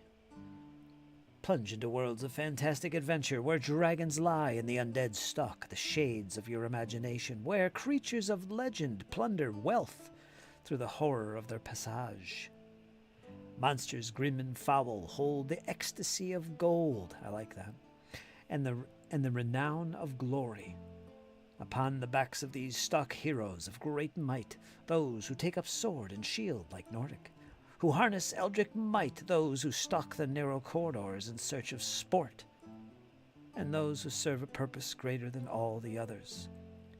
Heroes, freebooters, mercenaries, adventurers, a game that is yours to command. Castles and Crusades is a fantasy role-playing game with countless possibilities. The Player's Handbook allows you to take up the sword and shield, staff, or bow, to arm yourself as you desire and wander upon planes of your own imagining and plunder the wealth of adventure. Designed for use with multiple players, Castles and Crusades puts you in charge of the adventure path. Included within are all the rules of play, how to get started in your very own role-playing game, how to run the game, and you guessed it, play it. This is the Player's Handbook. $30. Yeah, literally you could play the game with just this one book. The only thing it doesn't have is stats for monsters. I don't think it has any stats.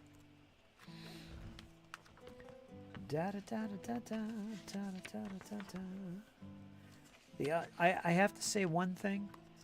The artwork in these books, some of the best I've seen in a game. I'd say about 95% of them are really, pictures I mean, are really outstanding. They're just beautiful, wonderful works of art. And that's pretty high. Might be higher than that even. The guy they have doing the cover artwork,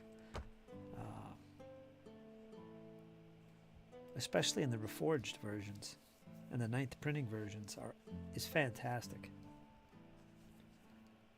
And as you know, the visual side of these games, even with miniatures games, is really important to me. It's what sells a game to me.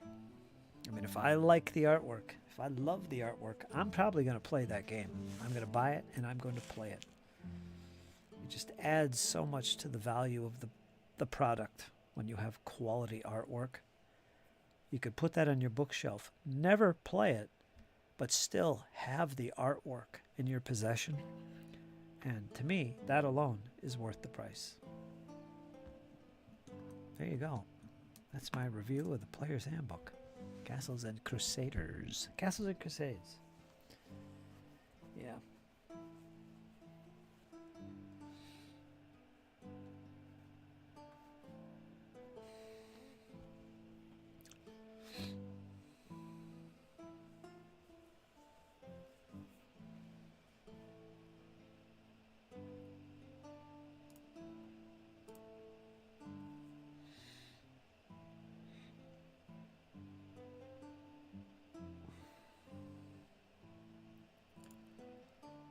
Oh, I have to think, do I want to do any more?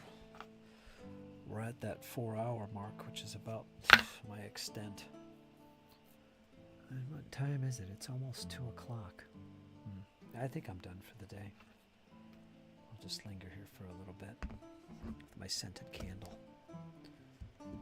I gotta think about having something for dinner. And then I'll be getting tired and I'll go to bed early.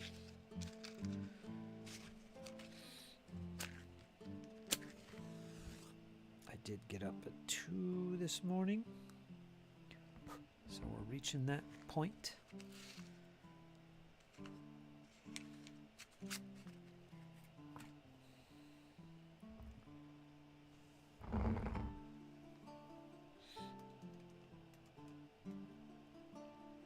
Da, da, da, da.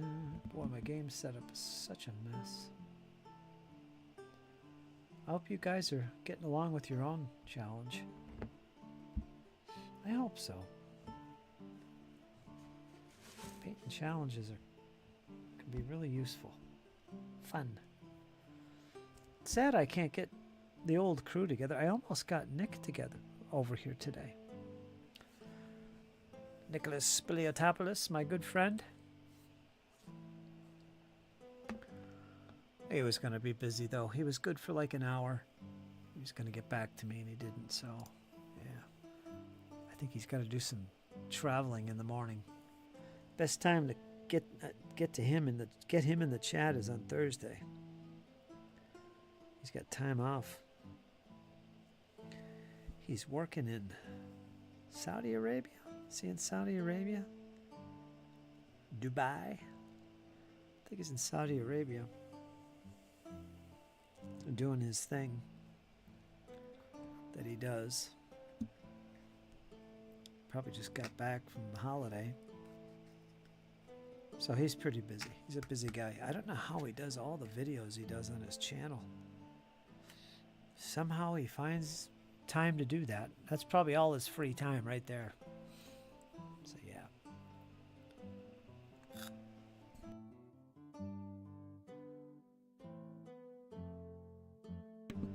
That's okay though.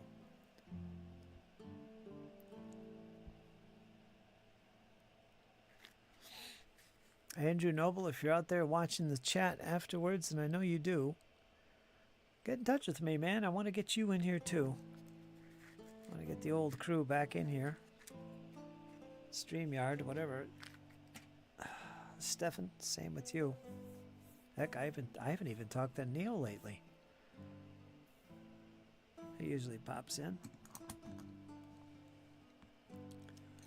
Yeah, so hopefully we'll get some old hats back on the coat rack. Dun, dun, dun, dun. Good times, what that is. Very knowledgeable folks. That's for sure. Do some major catching up and see what's going on. Swap this out. Oh, I can't see. There it is.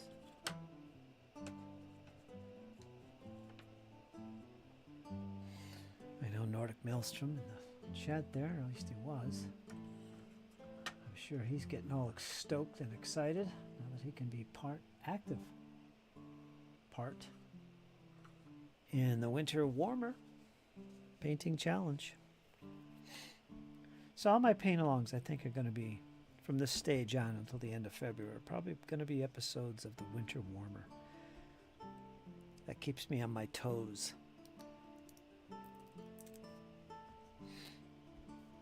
Because if I'm not working on my Winter Warmer, we're not going to be calling it the Winter Warmer paint-along. So we'll call it the Winter Warmer paint-along, and there, I've got to paint. I got to work on this challenge of mine. I got to do it. And took way too long working on these little guys.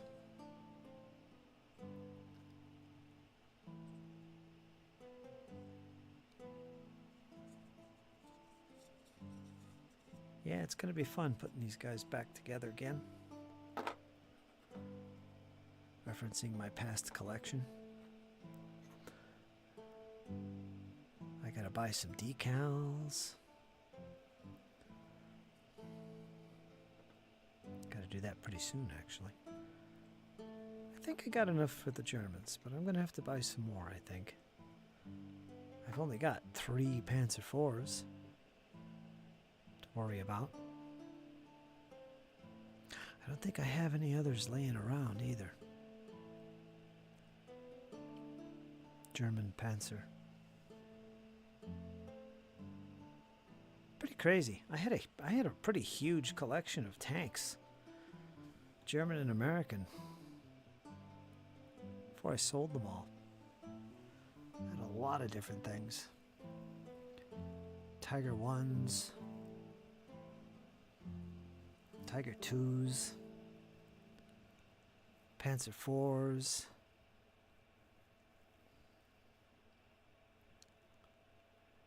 Jagdpanzer.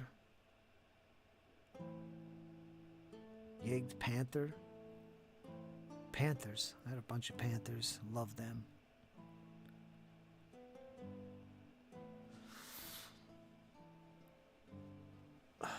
They were big too.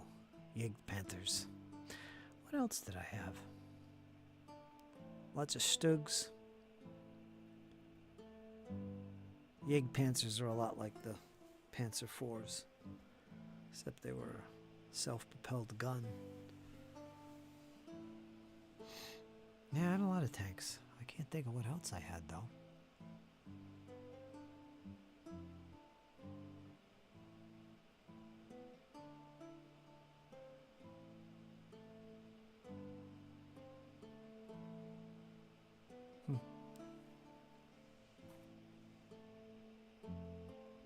Good fun.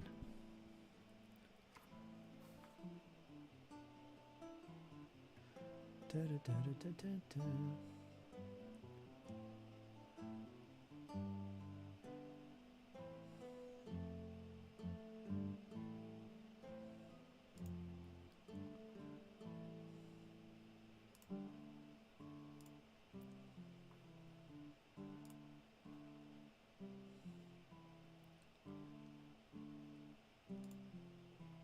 Let's see what's going on over there in the other stream.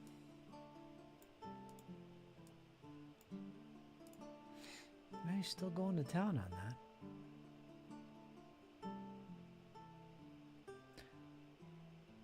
Yeah, he does really good work. And up in the upper left corner, you can just see part of it. He's got a, what do they call that?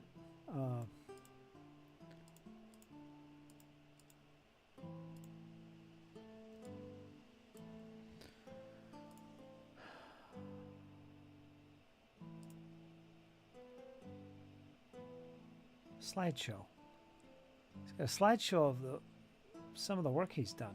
Absolutely amazing. You can kind of see them right there. Really good stuff. So very game-oriented artwork.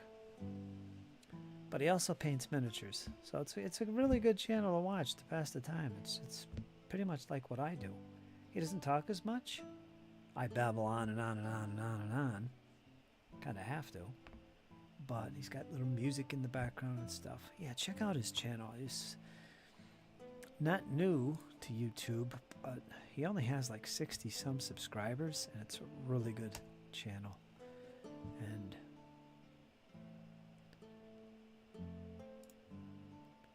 there's the link right there in the chat if you're watching this later on. Check him out. Give him a subscription. Check out his streams. He does daily for like 3 to 6 hours, much like me. And yeah, check him out. Highly recommended from the Fritz Meister. There you go.